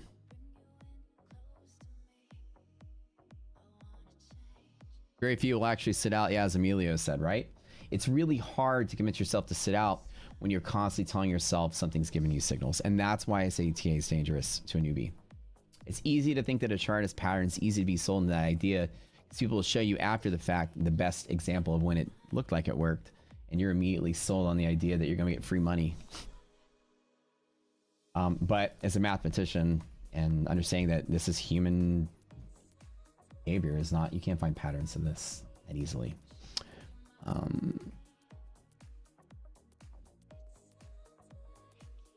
VWAP is very reasonable, and VWAP has a lot of mechanics to it that make it reasonable. Anything that shows you where volume is the only thing that works, and that's my belief. VWAP is good. Volume profile is good, as we talked yesterday, under conditions that you can monitor. But as a trader, you're looking for where other traders are going to be. You don't want to get in on a trade by yourself and nobody's there. Like right here, if I was to buy right here, look, there's nobody trading. I'm going to buy and expect the market just to fly up. Well, what's the mechanism for it to fly up? Well, I don't know. But if the market touches there and volume comes through and volume boosts it off of there and starts to decay, then I can bet that shorts cover instead of new volume come in. So the idea is that anything that predicts volume, VWAPs are great. Some of the advanced decline difference type indicators will show you volume going into advances and declines. Those are pretty good. Anything like volume profile is pretty good, knowing where previous volume was. On a shorter term scale, like a week to 2 weeks, very good to see where support and resistance is. The longer you go out in time, though, higher probability that that volume spike on your volume profile, that those traders have taken profit many weeks ago, if that volume was established like a year ago.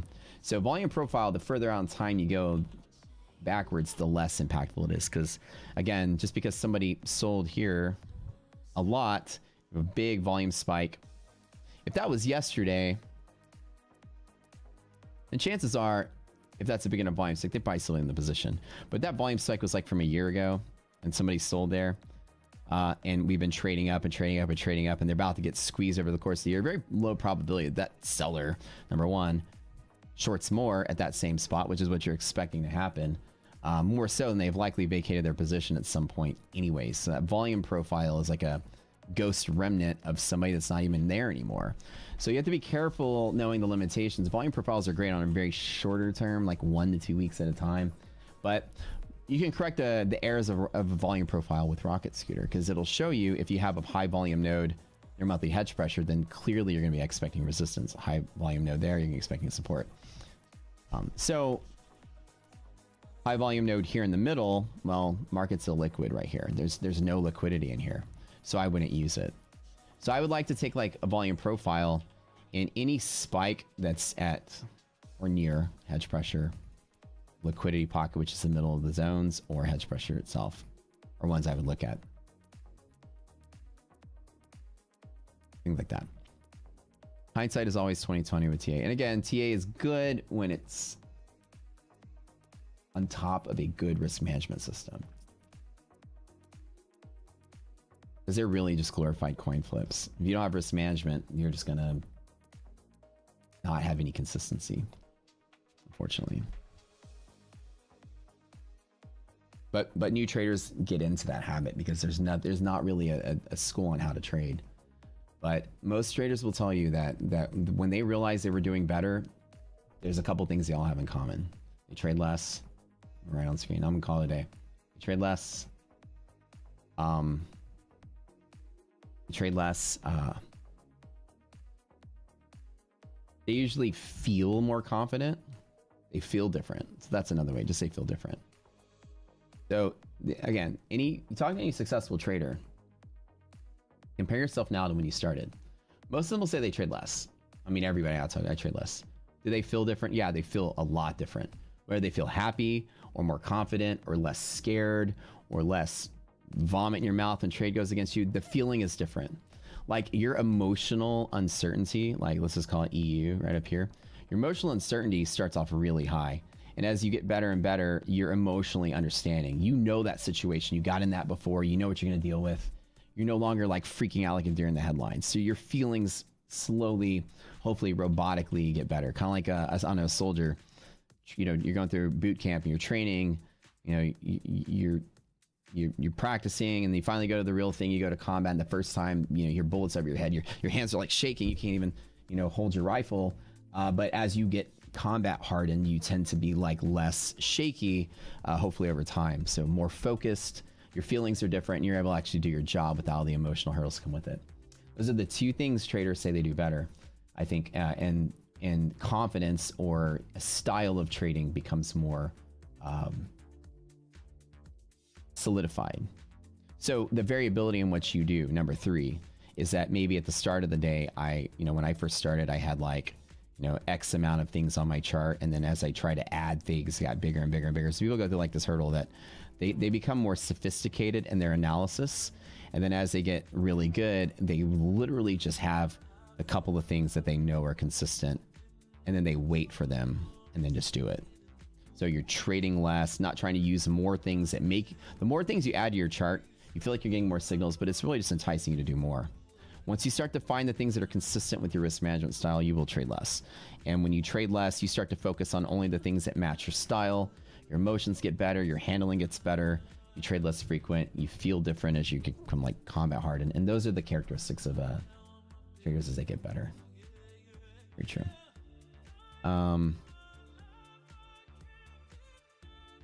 So if you have to pick something to start with, pick one thing. Don't start doing like concoctions of indicators or like confluence of indicators. Pick one really solid thing that you like and just use it with price and volume. Does that thing show you where volume will be? If it does, it's good. If it doesn't, it's bad. And you start to just go through things one at a time. It's like if you pick up 50 different indicators for your chart at once, it's very hard for you to isolate the failure point of that system. It's so many variables, right? Which one of my things is the hard problem? Like anytime you're trying to understand correlations, you always want to just do like this one thing predicts something or not. When you start marrying different ideas together, it's hard for you to self-coach because you don't know what was the problem that you have. Each time you have so many different things to analyze, it's really hard. But if you say, okay, I'm gonna only use VWAP and I'm only gonna buy off of VWAP with an X point stop or whatever, one thing, does it work or doesn't work? In a very short period of time, you'll be able to see the consistency of that or not. If you pair it with other things, you're just doubling, quadrupling, and exponentially raising the amount of time it takes for you to figure anything out with it. So less is always more. Paralysis by analysis, Dan. So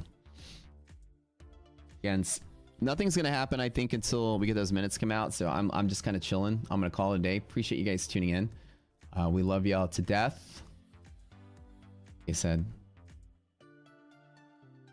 I think technical analysis is something for advanced traders only.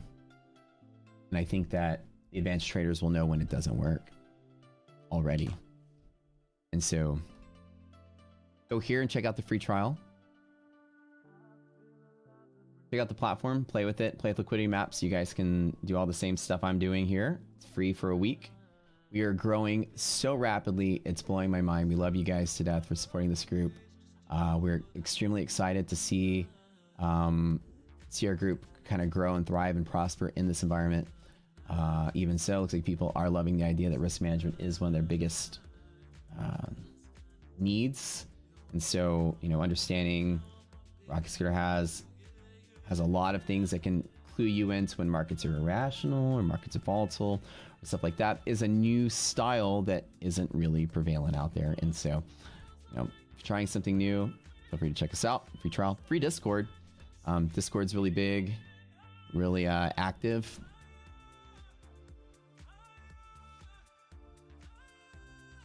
I'll give you the links to that. Feel free to check it out. Go down, click that like button on the stream below, or click the unlike button, or talk some mess. Who cares? Whatever you guys want. Check it out. Rocket Scooter, very big, very massive. These are all peeps here that use the platform. Feel free to bounce ideas off of them, meet some friends, share some friends, and tell everybody you know. And feel free to jump in. We also have massive deals and discounts. You guys want to actually sign up and check it out. You can take the platform and use it whenever you want. You can buy it upright. You can get a membership. You can do anything you want. Covers your data feeds, covers your charts, covers everything that comes through. Our pipeline, you get it one fee. It's pretty simple, very cheap, and we love it. Hit those likes, baby. Hit those likes. I might fire up the stream, or I might just be in Discord. We'll see. But this is really big. Every day, more and more people are coming. We love it. Thank you guys for supporting this group, supporting what we do, and we will see y'all later. If you have any questions for me, if you guys have any questions for me, let me know before I get out of here. If not, I'm gonna bounce.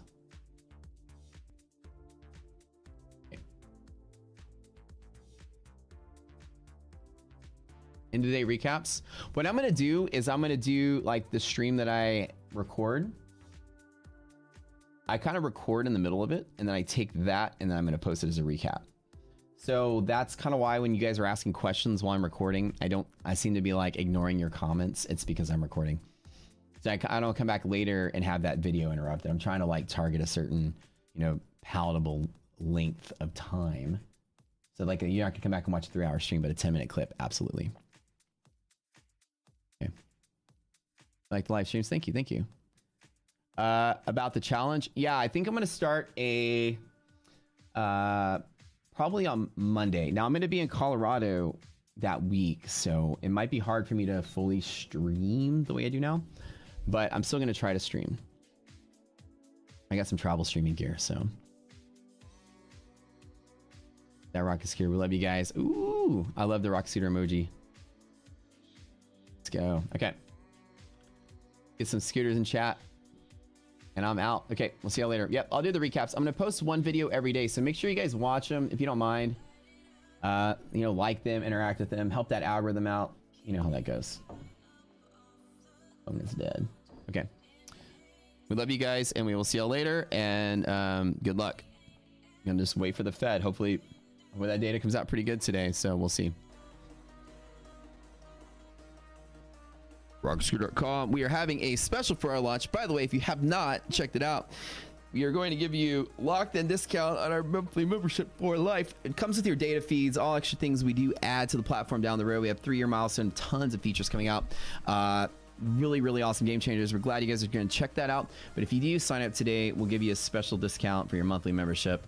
I can lock in a really solid rate, half price, for the rest of your life every month for monthly membership. So lock that in. All feature additions, data feeds. If we add Forex, crypto, futures, whatever, you will get all that stuff additional for free. So that's the whole point of the early bird stuff. I'm going to grow our member base and love you guys. Join in Rock Scooter family.